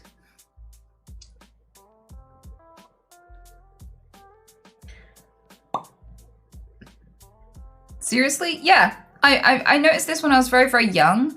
I was like, wait, because sometimes I'd walk up and I'd wait to cross the road and the lights would still turn on at exactly the right time. Because what I noticed when I was looking out in the street, I found this out, I've researched it to confirm it later, but what I noticed was that I remembered the exact timing of the intersection. So the lights would come on at a select time to let each other pass. And one day in the middle of the night I went and these lights were still coming on and off exactly the same time to let everybody go one by one, even though there were no cars waiting on the road. And I noticed this when I was like 11 or something. I was on the way to an old school friend of mine who lived on the way to my old school. So during the day when I went to school, everyone would press the button. So I'd never get to see what happened if you didn't press the button. But today I walked up and I saw the red lights happen regardless. And I was like, oh, the light of the man, the walkie man, comes up according to when the red lights happen, which is all according to when the traffic should move safely. It has nothing to do with me pressing that button. So the button is there, but the button is a lie. And I looked it up, and lo and behold, the button is in fact a lie. It doesn't influence the traffic in that area whatsoever. It's literally just there to make you wait. Because if you feel like you control the traffic, you're more likely to behave. And maybe this is the mechanism that makes us so entrenched in the idea of free will. That guy literally sat there and asked, why did we evolve the idea that we are in control of our actions? Why do we feel so emotionally attached to the idea that we have choice? And the neuroscientist brought up, we behave better when we feel in control. So if we feel like we're choosing to be altruistic and kind and cooperative, when we feel like we're choosing to do the things that we do, we behave in a much more collaborative and much more sensible manner than when we're absolved of all responsibility. I think the minute you absolve someone of responsibility, the first thing that a lot of people rather tellingly jump to is, wait, so if I do mean things, if I do shit things, I'm not responsible? No one's going to think less of me because it's not my fault? And it seems like an opportunity on the surface to be a fucking shit person. But the stupid thing about that is we don't do that stuff because of the consequences for ourselves and others. And those consequences still happen and you still have to experience them no matter where the motivation came from. So I think people who are dumb enough to think, well, if there's no responsibility and I'm not to blame if I do bad shit, I might as well do bad shit, quickly learn that fucking lesson. And it's like, yeah, maybe the universe did make you have a little blip as soon as you realized the nature of the universe was deterministic by this theory. I don't believe that, but let's live in the deterministic universe for a minute. People who found out that it was deterministic and used it as an excuse to do shit things would learn that that's not a very particularly constructive reaction to that information whatsoever. Because, for example, if you don't brush your teeth and you don't clean your house, because determinism, the universe made me be a shit person, you're still gonna have to live in the filth and get sick. So the illusion of control can act like a motivation to behave better. And so I could see, like, this is me empathizing with determinism. It's not me advocating for it, because I believe in free will, but I like to explore an idea from the other side. I like to be understanding. I like to explore it as if it's true and slot into the mindset that led someone to feel differently to me. because I feel like if I'm not judging another new perspective from a judgmental perspective, if I'm not like desperately looking for ways to pull it apart because I don't agree with it, I learn so much more. And if I don't learn anything new and I still think it's wrong, I respect the people who hold differing opinions to myself so much more, rather than just writing them off as idiots because they don't agree with me. And that means I have more friends, it means I learn more, it means I can support more people, I can enrich more people's lives, and they can enrich mine, because I don't treat differences with contempt. So this way of learning and thinking that I'm taking you through with me is not me trying to convince you about determinism. It's getting you to learn the way I do, because I genuinely think it's a gift and I wish more people would do this.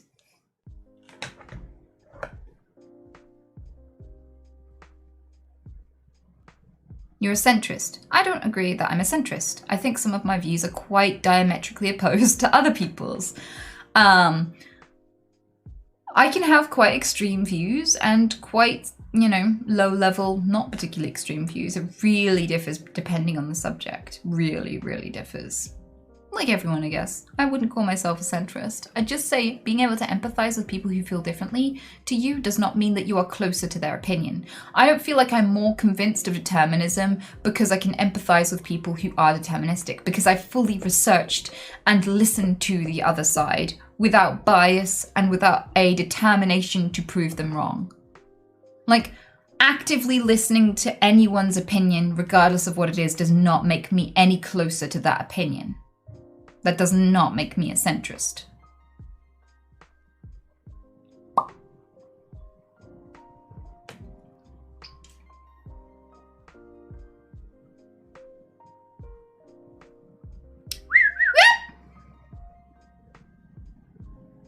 I love this mindset. Curious, how far do you push that mindset? Like, would you show empathy to Nazis in order to try and understand where they come from, for example? Yes, because empathizing with someone doesn't mean supporting them. Empathy is when you put yourself in their place to understand their perspective. It's not when you agree with them. So, like, being able to empathize with how people get turned into Nazis can help you to stop people getting turned into Nazis. Genuinely understanding whether it's upbringing or education or the government or social infrastructure or neurochemical imbalances, the kin selection gene, evolution, whatever it is that is the weighing influence, you don't get to understand that aspect of what creates that behavior without empathizing with the people who fall into that trap. For example, I had a friend I did not know was racist. I knew him for ages, had no fucking idea, because he didn't know that I wasn't entirely white. So one day I said, yeah, my grandma's from Trinidad, and I guess I didn't inherit a lot of his skin tone because I'm lighter than my cousins, even though they've got one white parent and one black parent. So he was like, wait, what? What? And I was like, what? And he's like, I didn't know that black people and white people could breed. I was like, what? And he was like, yeah, I thought it was like oil and water. I thought their blood wouldn't mix. I was like, what? Okay. But instead of getting mad at him, because I was like, this is something he didn't know. This isn't something he decided about the world. This isn't an idea that just sprang forward inside him out of hatred. Someone either taught him this or taught him something that would lead to this conclusion. Where did this come from? Because understanding that is so much more constructive in making the world safer for black people and fighting racism than just screaming at this guy, which would not change him or me or do anything, okay? So I didn't react with rage. I just listened, and it was so much more helpful because I asked him questions and I just listened. That's the first thing I did. So I was like, wait, what? How did you come to that conclusion? He's like, well, I just didn't think that we were closely enough related that we could, that our genetics would mix. I was like, okay. But then he started talking about immigrants because I was just curious instead of judgmental at first. So I let him lay out how he felt.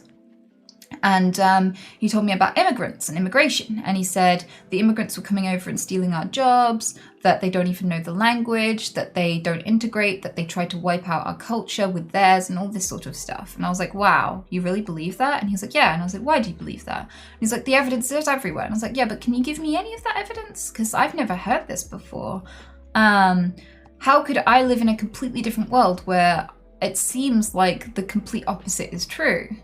Where did this information come from? what? I'm so confused.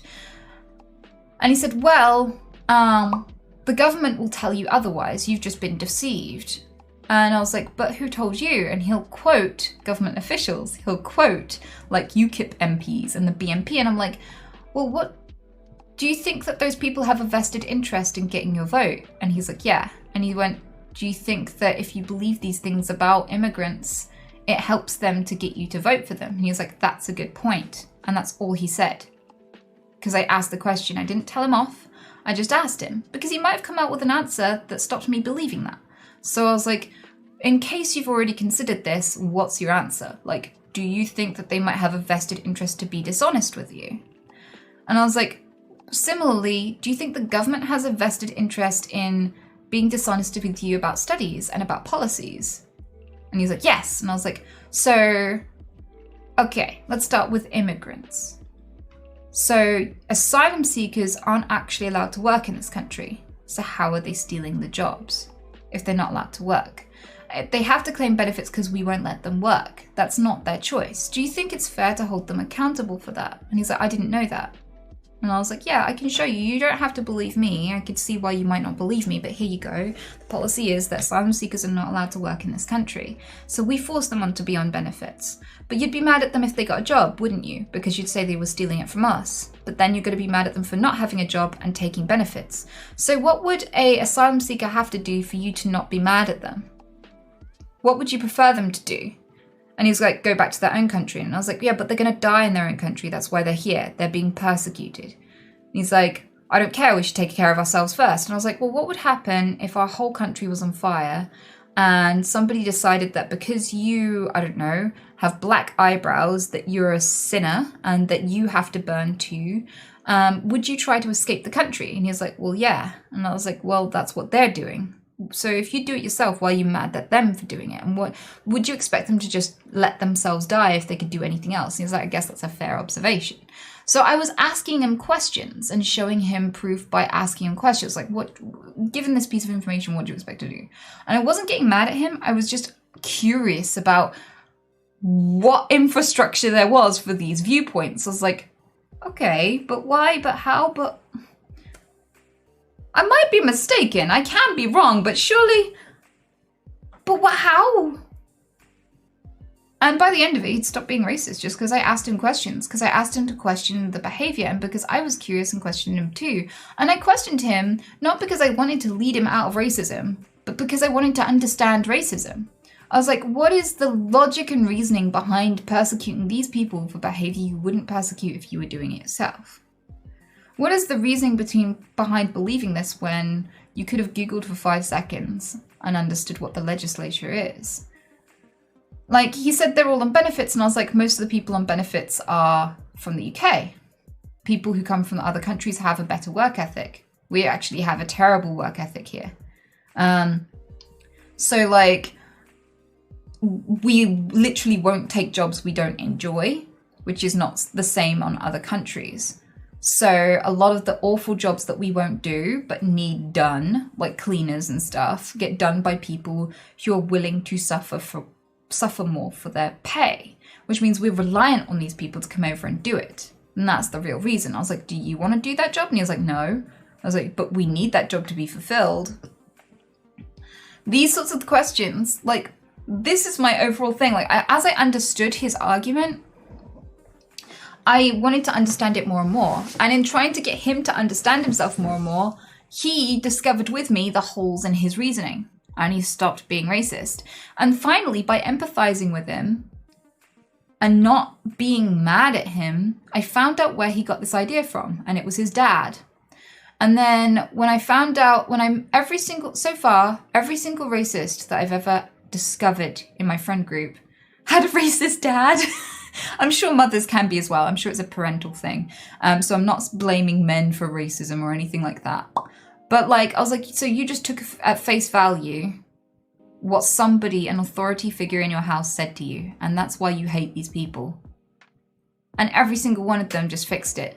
I would not have gotten to the root of why they feel that way if I'd have just argued with them and told them how they should feel. Empathizing with people means that you can get to the root of why they believe in something and help them to be motivated to change it for themselves and of their own volition because they wanted to, and not because you wanted them to. Helping people discover themselves and listen to themselves is so much more effective than dictating to people who they should be. If there's genuinely a flaw in their logic, they discover it and fix it. And if there isn't, you grow and learn because you found the flaw in your own logic. So listening to people is so much more effective than telling people how to be, and that's why I would empathize with a racist, even if I don't agree with them. Because it actually effectively saves more people from being victims of racism than being mad.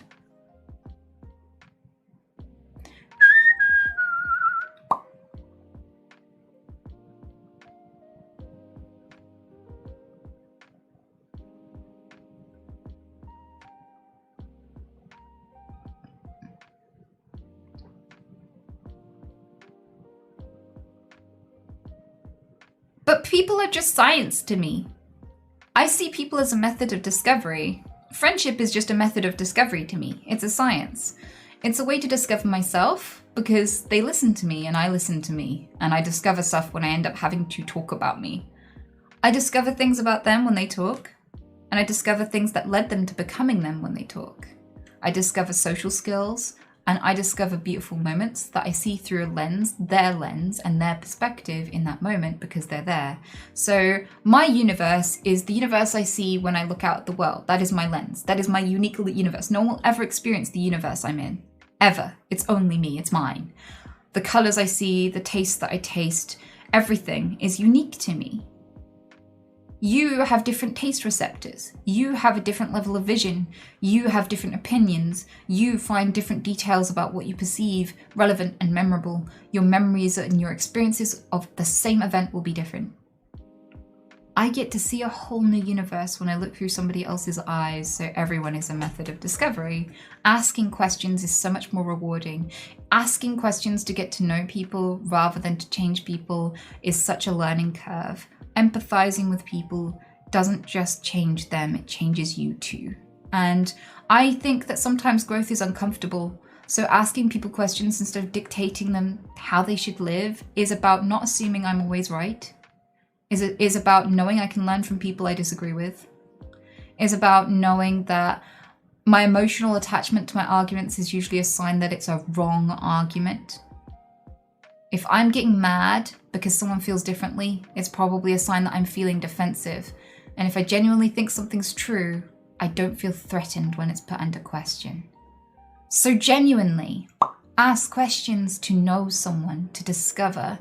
Don't hurt people and berate them and assume you're better than them just because they feel differently. You are wrong. You're not right about everything. You are wrong. All of us are wrong. None of us are right about everything. You are done. We are a tiny little monkey on a tiny little dot in the universe. We know barely anything. Stop acting like anyone who disagrees with you is inferior, because you will die alone and you will die stupid.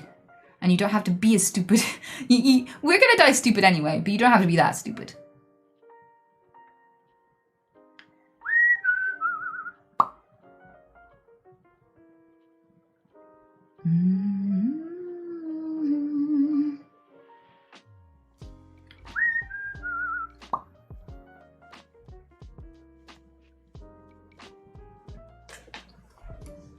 Maybe we just want to believe in free will for various reasons that has nothing to do with free will. Like, for example, feeling that determinism would justify and take accountability for doing bad things like murder out of the equation, or like feeling like a puppet on a string and so on. Well, I think I touched on that earlier.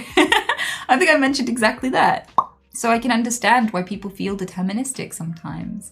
But it's very interesting because I'm very used to the majority of chat disagreeing with me. I know I have a lot of niche views. I did not expect free will to be such a popular view, but I guess it is.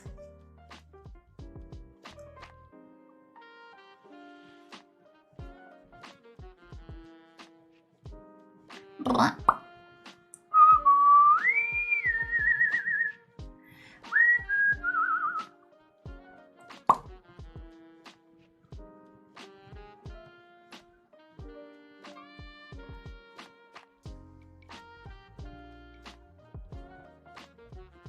If men in maid outfits out more manly, then it isn't mocking oneself for being white. White supremacy. What? If men in maid outfits more manly, then it's mocking oneself for being white. White supremacy. What are you on about, Silver? That is just nonsense. What? What even is the... What?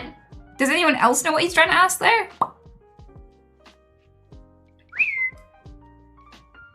I love listening to you speak. You're so elegant, Kratos. I'm sat here as a 31-year-old woman with a fucking bright blue bunny hat on, talking to a bunch of people about whether or not we choose to be racist, and you think that's elegant?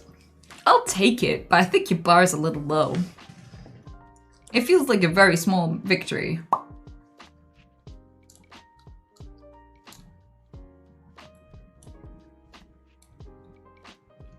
The Manaman, thank you so much for your sub, buddy. Yee, you're now a fish fister. I hate to break it to you. Robert85, thanks for wasting your prime on me. Castel and Lil Yumper, thank you both so much.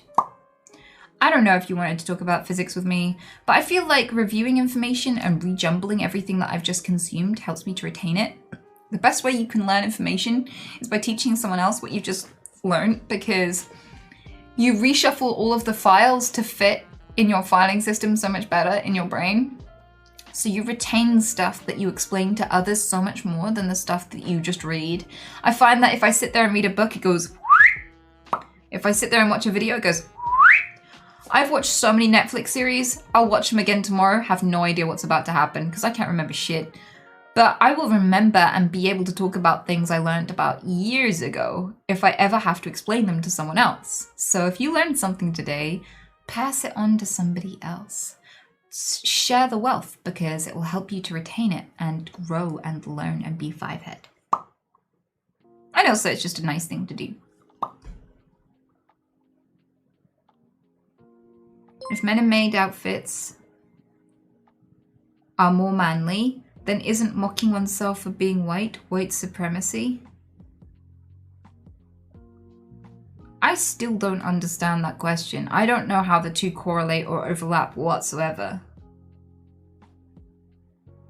So if men in maid outfits are more manly, what? Because, well, the reason why a lot of very manly men can wear maid outfits and can wear feminine things and wear nail polish and things that are stereotyped as feminine and still feel manly and secure in their masculinity is because it's not so fragile that nail polish can shatter it. Like, they still know who they are and what they feel inside, regardless of what's on them on the outside. Much like I still feel like Anita, no matter what I wear. Like, I could wear a bin bag and I'll still feel like myself. My identity isn't in my clothing or any external performative stuff that I show others. That's not my identity. And so people who have a very fixed and firm sense of identity and are confident in their sense of identity don't have it shaken by cloth or, you know, social signifiers. So in that way, it's just simply that very manly men do not easily shake their own self-concept just by wearing a maid outfit. A maid outfit can't shatter a manly man's identity because they are strong and because they know themselves, because their masculinity is bigger than that and not fragile, right? So if you're going to compare that to if mocking yourself for being white is white supremacy because you're somehow more white or have more of a concept of your whiteness, if you're willing to have a sense of humor about it, doesn't quite jive with the previous example. Because white supremacy is not just when you acknowledge that you're white. White supremacy is when you think that you are better than people who are not white. When you think that you somehow are more entitled to things and that people who are not white are less entitled to things. That dynamic and that belief about others completely precludes those two examples. They're completely different. One is about your self-concept. The other is about victimizing others and your concept of others in a self-serving way. And so being able to have a sense of humor about yourself doesn't inherently mean that you think you're superior or immediately attach itself or allude to an idea that you are superior. In the way that wearing a maid outfit doesn't make you think that being manly is superior. It doesn't make you think that it doesn't make you a misogynist to wear a maid outfit. Quite the opposite, in fact. So, no, those two examples don't overlap, and it was so hard for me to think of any way that they possibly could. What the fuck are you on about? Why does that need explaining?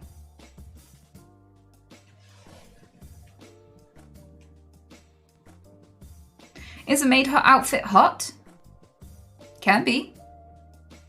Depends on who's wearing it and why and who's looking at it, I guess.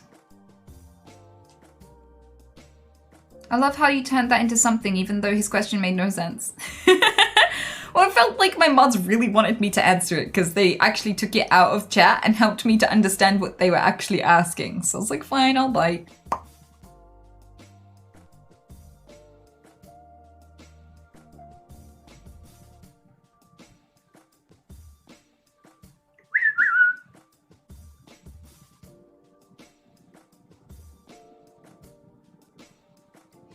Can we go back to the aspect of libertarian free will that says that human free will is the only thing that can change the deterministic nature of the universe? That seems both scary and too powerful.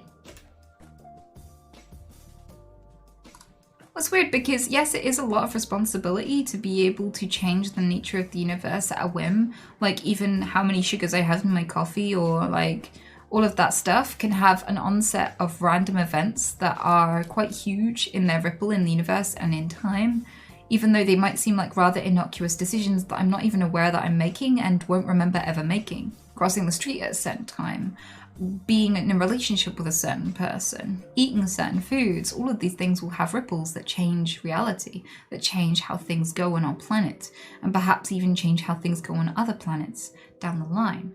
And there is a lot of responsibility. But the funny thing is, we are so bad at controlling ourselves and our decisions and consciously thinking them through that it isn't actually as much power as it seems, because we're not really able to govern that in a hugely monstrous way, usually. Most of us will not go, I know that in 24 billion years' time, the universe will explode because I pushed my cup in this direction. Ha! Because that would be an immense amount of power, and that would be terrifying. But because we literally cannot see beyond our own nose and don't really have enough knowledge about the variables and how they'll intersect to know exactly the outcome of everything that we do, we're just chaotically self-indulging and hoping for the best. So it's kind of not that powerful. Mm-hmm.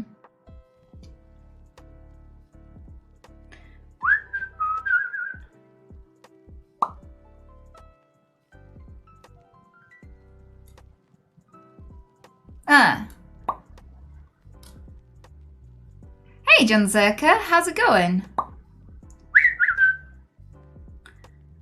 Would you enjoy going on podcasts? Would love to have you on. Do you want to DM me about it on Twitter? We can chat about that if you like. I haven't really done very many podcasts. I think I've only done one in the past 3 years that I've been a streamer, and I've been invited to do like hundreds.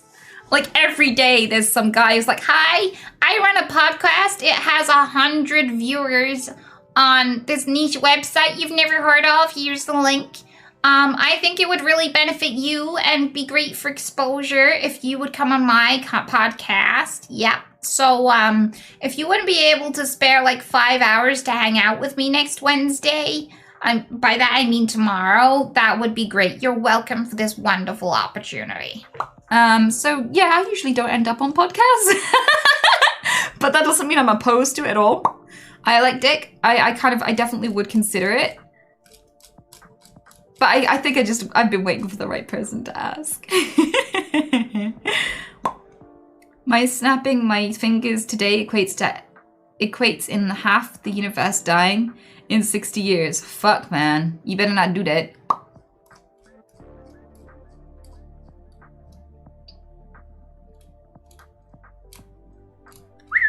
I love you.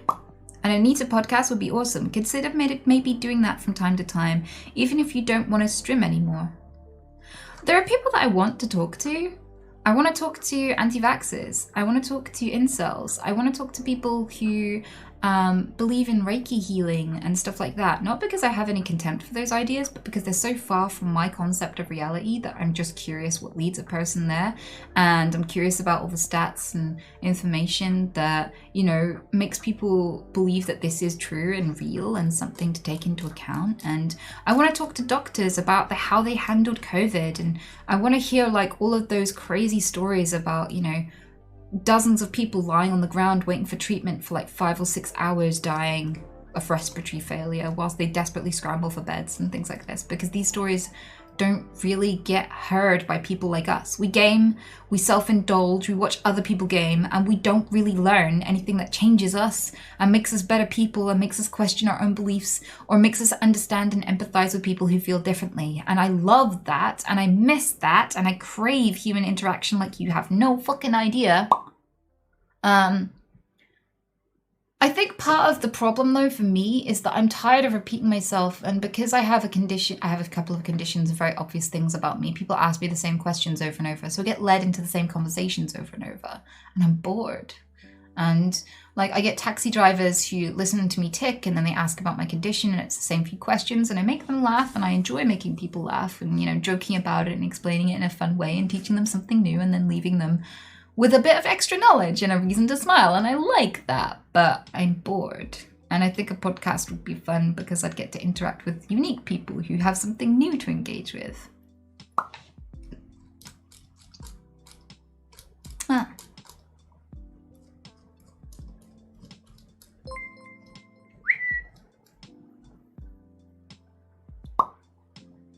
If hostile aliens from outer space told us we face a very dangerous virus that would eradicate humanity if we do not let them inoculate us with their new technology, would you do it? Well, it depends. That's way too much to unpack in just a superficial circumstance. If they had attacked us and showed aggression or a desire for things that we possessed, I'd be much more resistant and reluctant to believe that they genuinely wanted to help us. I'd be very suspicious. If they came and the acts of aggression were accidental, they didn't mean to harm us, I might consider it. You know, it depends on what acts of aggression. Are they a unified force? Do some of them hate us and some of them like us? You know, all of this sort of stuff. There's so many variables that there's no way to answer that in one specific way. Huh? I love you. Huh?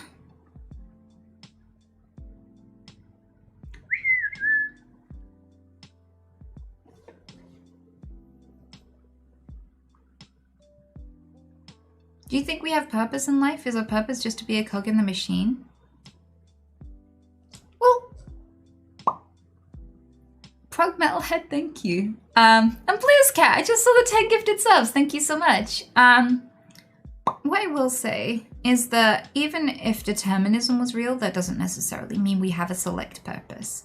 And I think the need for life to serve a purpose is just internalized capitalism.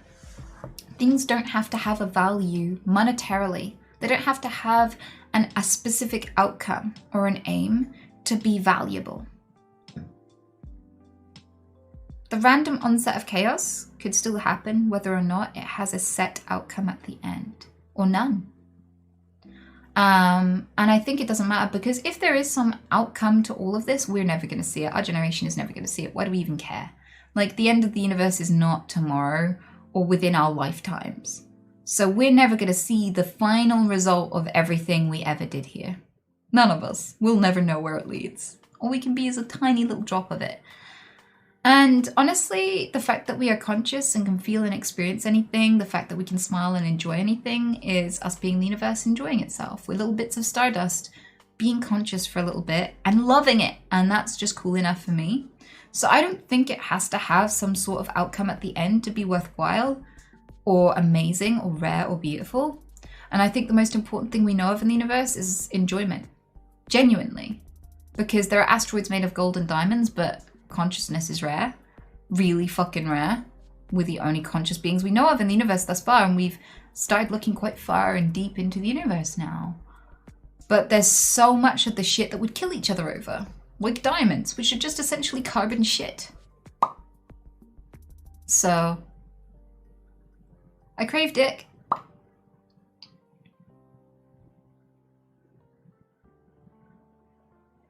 So even if we don't have a choice in our outcome, our purpose is just to enjoy the ride, I suppose? Well, only according to me. Even though I think it's really cool that we enjoy stuff, I wouldn't even call that a purpose either. I just call that a privilege. Like, does it matter if it amounts to anything if we get to experience stuff, which is just such a lucky thing to do? Like, there are asteroids made of all the materials that could form life that will be dead and unconscious for the entire existence of the universe. They will just drift outwardly forever and never become anything and never think and feel. So the fact that we can is beautiful and enough. Like, even if there was no reason for it, it was just what happens when energy and matter collide. Life happens sometimes. If that was the answer, if we go out into the universe for billions of years and we find no answer except that, yeah, sometimes just life happens when there's matter and energy, and there is, so that's why we're here. If it doesn't turn out that there's like a sky daddy who decided that we have to exist and we have to, you know, do all this shit, but we can't be gay and we can't mix cloths or eat pork, whatever. If that sky daddy exists and decided that we had to do things, specific things, and that there was a purpose, I don't know, like, they didn't tell us. We're probably never really gonna know it. Till we die, maybe. So why worry? If you can't know either way until you die, you might as well find out when you die. But even without that purpose, I kind of feel like it's magical that we exist at all. And either way, whether there was no purpose or there is a purpose, I feel lucky to exist. I don't think knowing either would change the way I live right now. I would live the way I live right now regardless of what religion turned out to be true. I would literally burn in hell for eternity to live the way that I live now, even if a deity thought it was wrong. I'm confident in how I'm living. I genuinely believe it's the correct way for me to be existing. I'm happy with it. And from that perspective, I don't know if determinism really matters to me. I think we have a choice, but if it turns out we don't, it doesn't change anything for me. It just doesn't. I'm not going to start murdering people tomorrow. Because regardless of whether my choices are my own, I still don't want to spend the rest of my life in prison.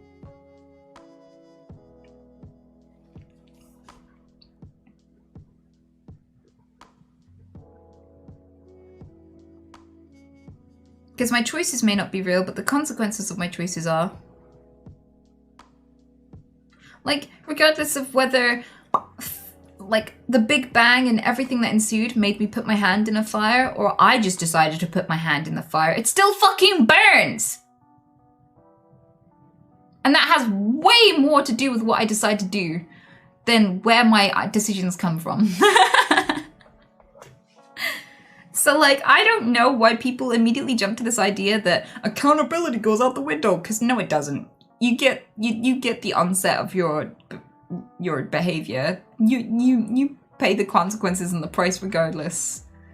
So.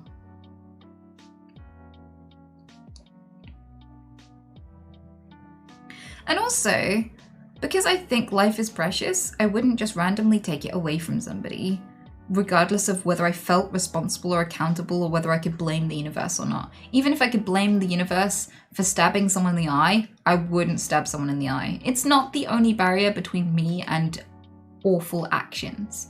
And I'm kind of sus of the people who are like, I would just be a horrible person and my behavior would go to shit if I knew that I wasn't responsible for any of it. I'm like, oh really? So you're just repressing the urge to be a piece of shit? You're not actually actively choosing to? You just feel like you have to be a decent person because you don't have anyone else to blame? What?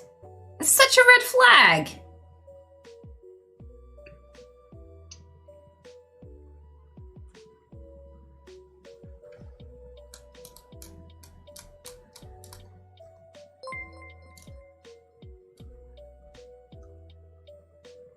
Something similar to me happened when I stopped believing in God, actually.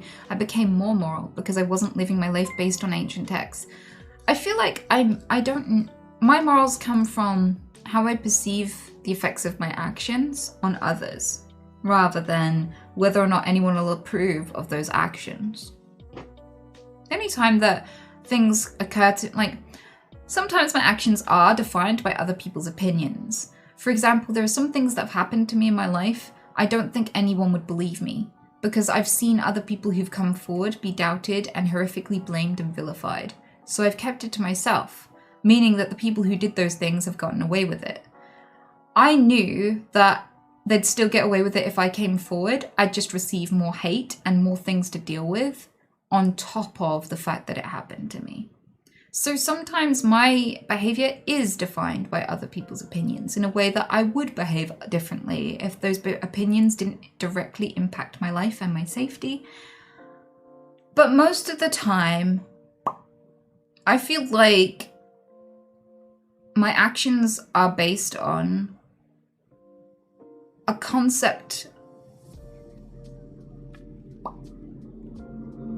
The best way to describe what I base my life and my meaning and my will to live and my actions on is not a deity, it's not physics, it's literally that I came into being and I'm little bits of universe. And my body is a vehicle through which I get to witness a completely unique timeline and set of experiences that nobody else will see but me.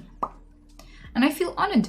I even feel honored to suffer, because to suffer is to feel, and to feel is one of the rarest things we know of in the universe. Most of the matter we've ever detected does not feel. And so even when it's hard to feel, I'm glad I feel. Even if it hurts and even if it sucks at the moment, I know it'll pass. And I'm still lucky to know that pain exists, sadness exists, alongside everything else. And so I want that for myself, and I'm grateful for it for myself, but because I see it as so precious for myself, I see it as precious for others too. I'm so glad I live on a planet with many other things that get to live and feel, even if they're a cockroach, you know? So from that perspective, my will to live, the things that I find important, my morality, my identity, the things I laugh at, the things I love, the things I cry over, are not based on where my decisions come from, deterministic or not. They're not based on where the universe came from. They're not based on whether there is a God or not. They're not based on whether reality is real or not. They're based on wanting other people to thrive in this opportunity with me, knowing how important and rare it is, and being so grateful other people get to experience it too. So I have these 3 set of rules. Does this action cause harm? Can I choose not to cause harm? Great, that's the choice. Choose not to cause harm. If no matter what you do, you're going to cause harm, cause the least harm, done. And then everything else is about just seeking enjoyment and feeling good about what I do. And it's really working for me. I like who I am. I'm happy with my life. I've been single for quite a while. I don't feel lonely because I made myself a person I really enjoy being with. So I feel like that whole philosophy ripples, because if I get a partner, it'll be because I have overspill to give them, not because I have a need. It's not because I need company, I feel lonely, I want. It'll be because I'm like, hey, I'm having a great life, you want to join me? I've got some extra laughs, love, food, time to give to you too if you want it, because of all the people I know, I'd rather you have it than anyone else. And I think that means I'm going to make someone so much happier than before I decided what I was about and what I care about. I think it's going to make me a better partner one day, if I choose one. And I might stay single for the rest of my life. But if I do take someone, it will be because I want them, but not because I need them. And it will be because I want to make them happy, not because I need them to fill a void because I'm not happy.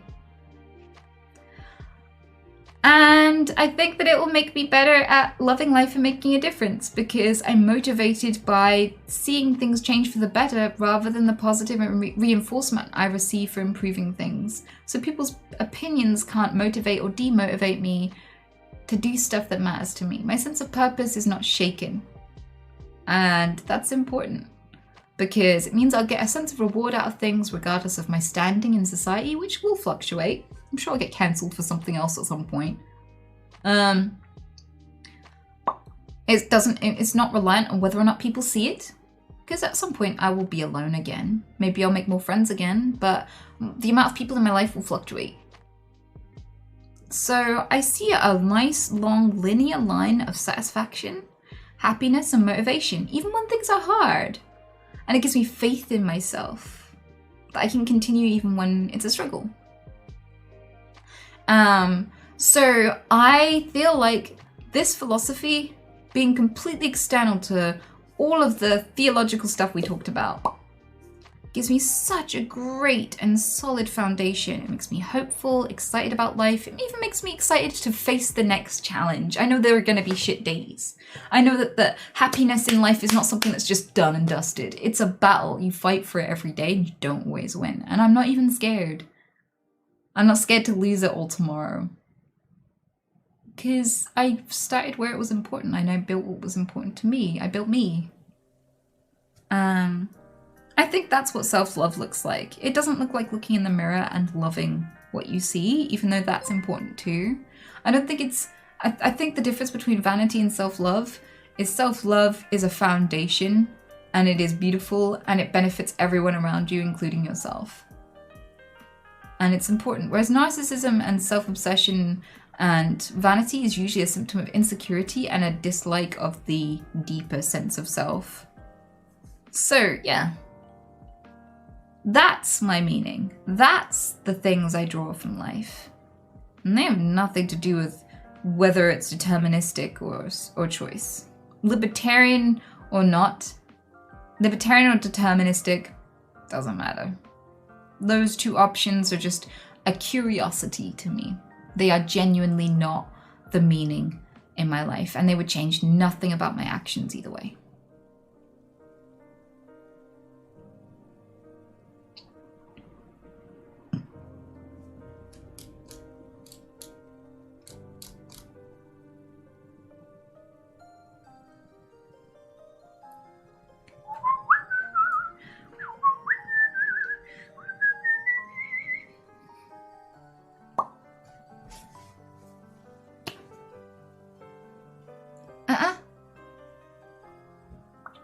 I've been skipping work for the past 3 days now. This job doesn't make me happy and I've been clinically depressed for 3 years now. What should I do? You already know. Why are you even asking me? You've already identified the problem. You already know it's not making you happy. But here's the thing. Don't sell your life for minimum wage to a business owner who doesn't give a shit about you. You only get one life, and if somebody is ruining it and is bribing you into living in misery, don't be bribed. Like, don't be your own dirty cop. You know what you should stand for, clearly, because when you're not standing for it, you get depressed and you don't want to do anything. Don't be bribed into selling your morals and your life and your enjoyment, especially for money, because money comes and goes. You can lose money, but you have to live with yourself for the rest of your life. You can't escape yourself. And you can't really lose yourself. It's always there. You can move anywhere you like. You can pretend to be anything you want, but you'll still be yourself.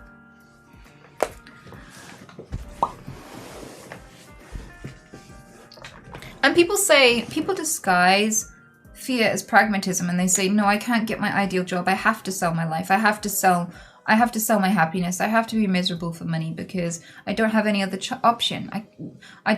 I don't have any means. I'm too poor to just switch jobs. There aren't any other jobs. And it's like, then you research what job you want and you research a route to it. And every day you take a step towards that. And some days it's going to feel like you step backwards, but you keep moving.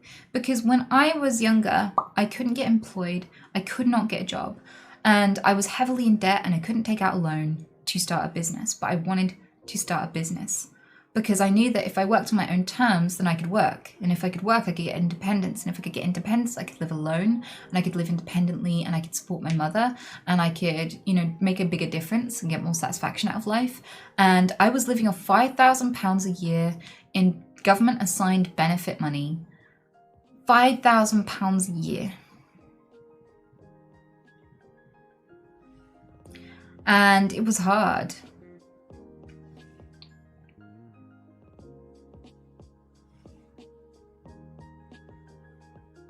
And the way that I did it was I went and did my hobby, the thing that I couldn't help but do, because I knew if I tried to force myself to do something that I didn't want to do or didn't like, I would lose momentum and I would get bored of it and I would stop. And then I'd feel like a failure because I couldn't stick at it. So what I did was I went to the beach because I wanted just some time outside. And I found a little tiny gem, and I'll show you what they look like. Because these gems rebuilt my life.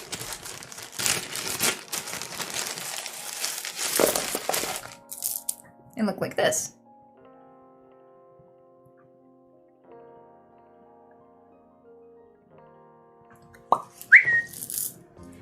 And I had no money, and I was several £1,000s in debt because I spent all my money on vet bills for animals I couldn't afford to take care of. And I found one of these on the beach, and I thought it was beautiful, and it was just fun. And when I saw one, I saw another and another and another. And I took them home and I Googled them, and I found out that they were little bits of history. They were bits of discarded glass from hundreds of years ago that got weathered by the sea, so they got a frosted surface. And they retained some of the colour from the dyes that were used to make the glass. And some of them are hundreds of years old. And you can track them to certain factories and things. And I became fascinated with them, and I wanted to go and find more. And every time I went onto the beach, I didn't want to come home because I was like, what if I miss a really rare piece or a really rare colour? And I loved them, and it was just fun. And I couldn't help but do it. And then one day, I Googled to see if anyone else was finding them, and I saw someone selling some. And I was like, okay, I could sell these because I've got a lot now. So I sold a handful of glass, and with the money that they PayPal'd me, I used that money to buy an envelope to send it to them. So literally I started with zero. I didn't even start with the money to post it to them. And I saved the money I made from this to buy other stuff. And I started to buy chains and things to make it into jewelry. And I started making jewelry. And that jewelry sold. And I went from being able to make like 4 pence from a piece of glass to £40 from a piece of glass.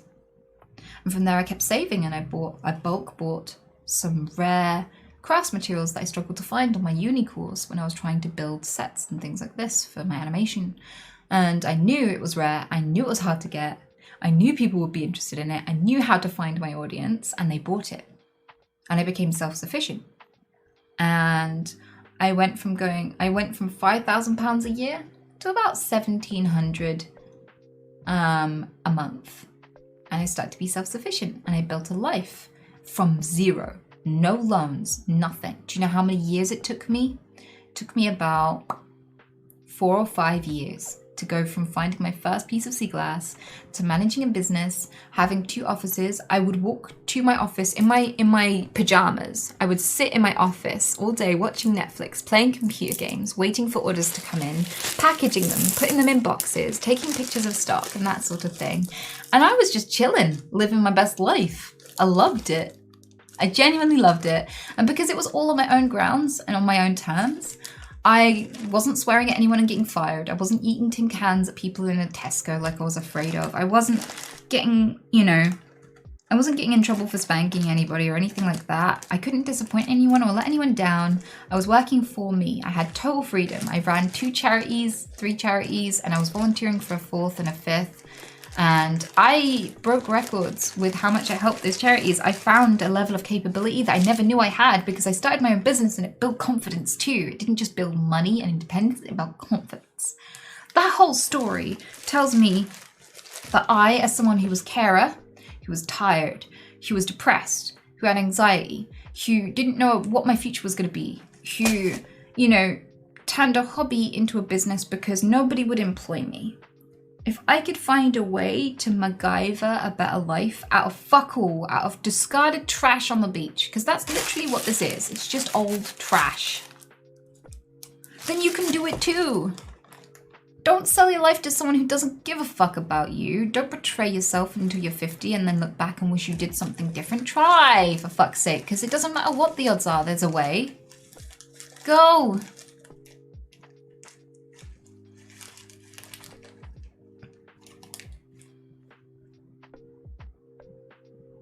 Have you kept any sea glass jewelry that you made? Oh yeah, I did.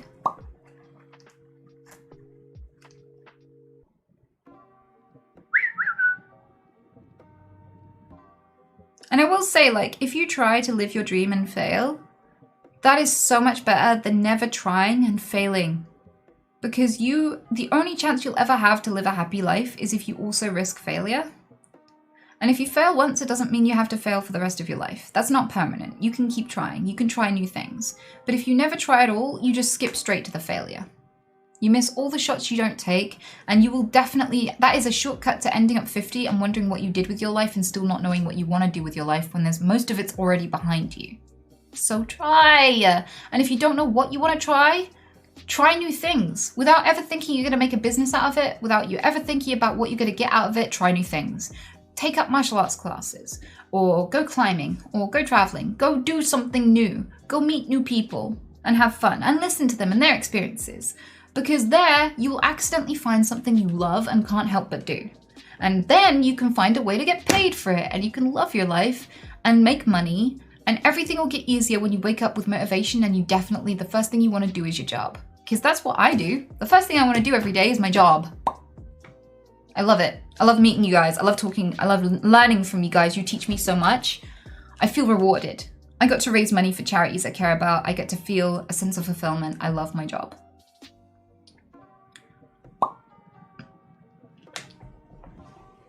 But yeah, before I go,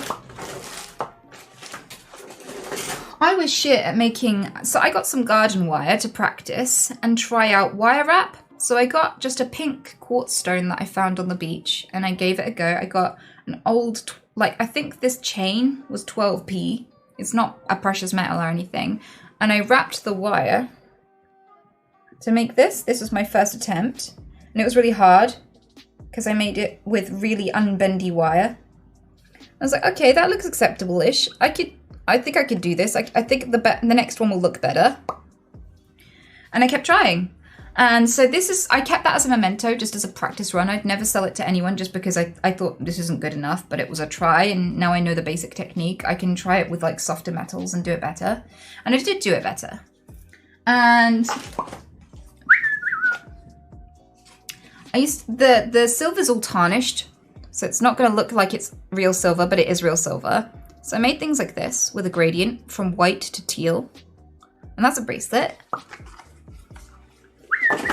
Just a simple little thing. And I made this necklace. I made this in other colors too.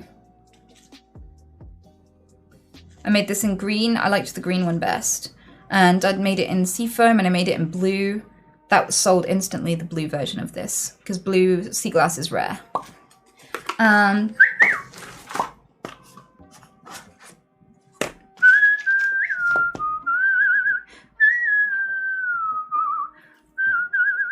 I actually really like doing this, and I've been craving a chance to make more of this kind of art, because now I can afford the really fancy equipment. So there's designs I always wanted to make, but I didn't have the equipment to make it, and now I could potentially afford it. I could make some really fancy sea glass jewelry. But I also made this, which doesn't look like much, but it sits better on your chest than it does on your hand. So like that. But these are just very simple designs. These were some of the things that were left over. They did sell these designs, but not as often as the really pretty ones, which I no longer have because I sold them all. I really want to show you the earrings. So I made these.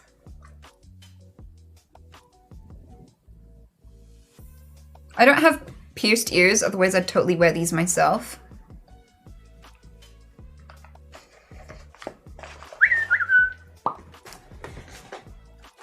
What else have I got?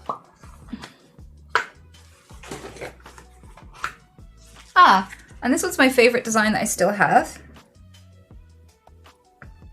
That one sits really well on the chest.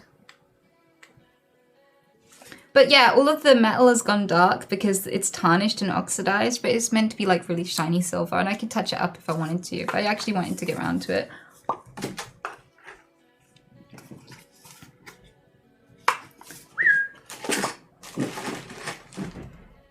So yeah, I did that for a while, and all of my random drawers and backpack and stuff are full of seashells and things in this drawer for no reason, even though it doesn't benefit me or anyone else. There's a random fucking seashell that I found on the beach. There's a random scallop.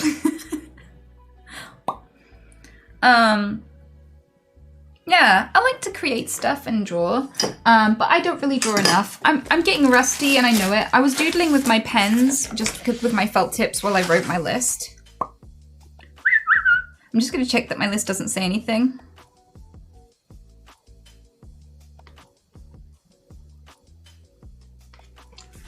So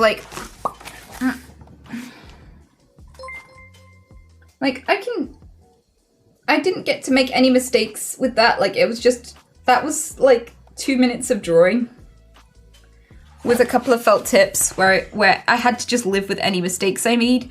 So I feel like maybe I could get back into it, and I'm really rusty, but I feel like that's not bad for someone who hasn't drawn in ages. So I like color, but I'm not daring enough to use color often enough, so I want to get back into drawing, and I like portraits and stuff.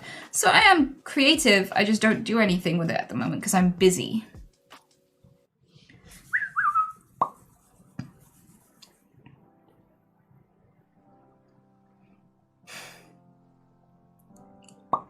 How did you drill holes in the glass? With diamond drill bits, really tiny diamond drill bits. But it's really dangerous, so I don't actually recommend it. It would actually explode and shatter in my face quite often. Oh, here's another piece of jewelry. Look at that. This is a grey piece of depression glass. I actually really like grey glass. I know it just looks like a stone to most people and not very precious, but I know how rare it is to find grey glass. In part because it's hard to spot and know that it's not a stone, but also because of the story behind why it's that color and stuff. I just love it. But I used to sell those for like a $5, and they were very easy money. Like, I used to find pieces that were that shaped around me, and I'd find like 12 of them and sell them for a $5 each, and that was like easy money.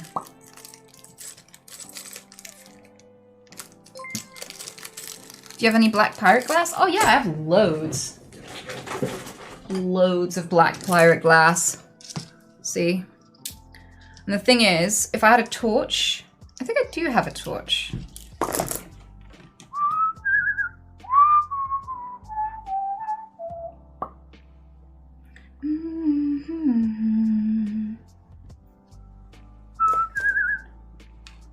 You can see that it is actually glass.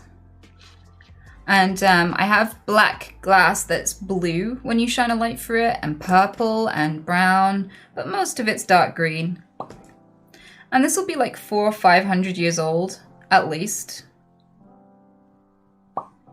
That's like a palm stone of it. I find it quite often because I can tell what is pirate glass by the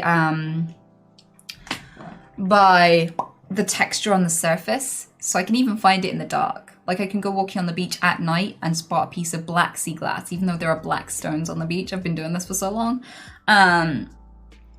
Yeah, and yeah, I love finding it. I have fuck tons of it, like so much pirate glass. Don't know what to do with it, really.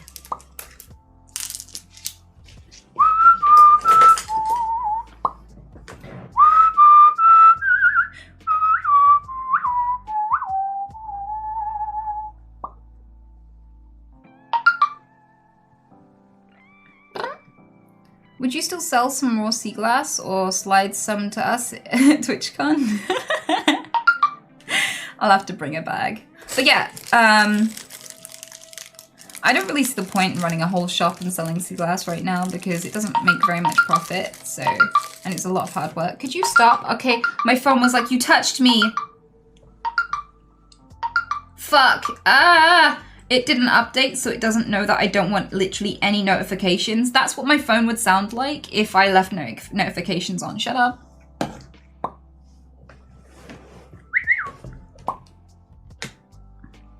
It does what my editor does. Like, if I reply so rarely to my editor that if I actually reply to him, he's like, wait, now that I've got you, could you do this, and this real quick before I don't hear from you again for another month?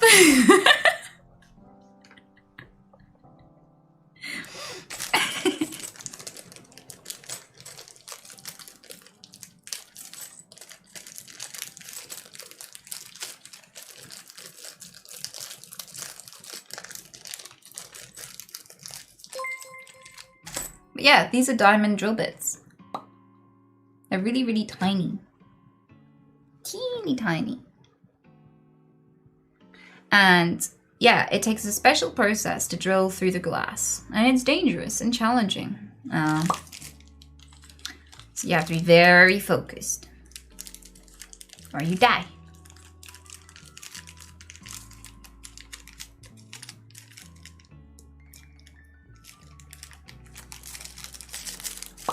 What about pearls? Do you have any of those? I respect the fish, so I don't open up living beings and kill them just to see if they have a shiny cyst. What the fuck? No. I'd rather take trash out of the ocean, because that does a net good, than attack animals that literally filter pollutants out of our sea, so that I could have like just a white shiny thing. I don't even like pearls anyway, so I'd never kill any animal for that. Fuck that.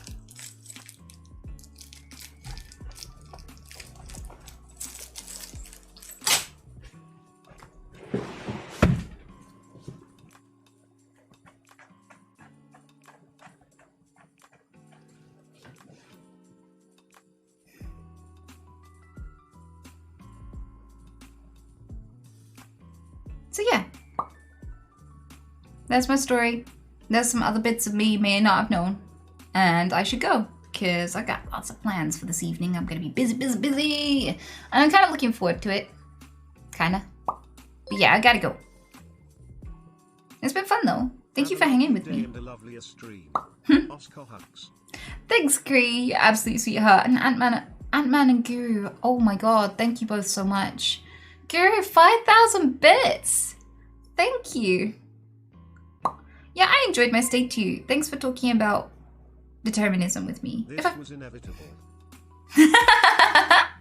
Thanks, Nekini. I forgot to put deodorant on after my shower and now I'm all sweaty. Thought you just hate that? Yeah, I got stink. Oh man. Wow. Thank How you. do I support my favorite streamer of all time without making Jeffrey Bezos any richer? Keck. Hi everyone. It's been a while. I think you just heart. I think you just did.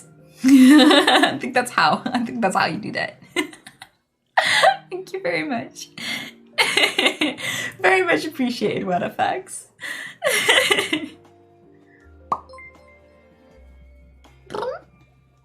Personally, I struggle with the practical implementation of the cause no harm principle of life. I find it very hard to live a moral life in society. So many things are out of our control. If my tax money go to wars, etc., but that's not an excuse to try. Dude, the way I see it is, if I was a fireman and I could only save one person in a building, even though there was 12, I wouldn't save nobody just because I couldn't save everybody. I would be like, I give up, it's pointless, I can't save 12 people, so why bother? And just listen to the one I could have saved burn to death. I would go and save that one person I could save. So just because you can't completely erase all the harm that you do, you can at least work on reducing that harm and causing the least possible harm. And I think that's worthwhile because it makes a huge difference to the lives that you do save, regardless of the ones that you don't.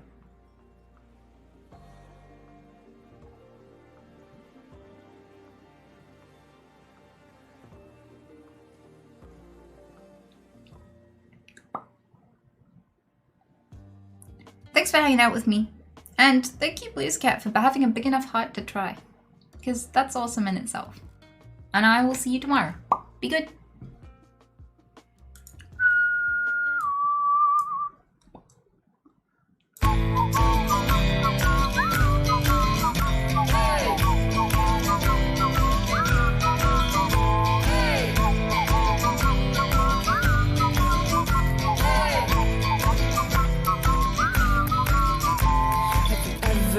About your dick and made out that it was kinda thick. No, sir, I would never do that. Then you're probably not to chat. Ever asked a woman to get off a chair and then complaining that she's gotten fat? No, sir, I would never do that. Then you're probably not to chat.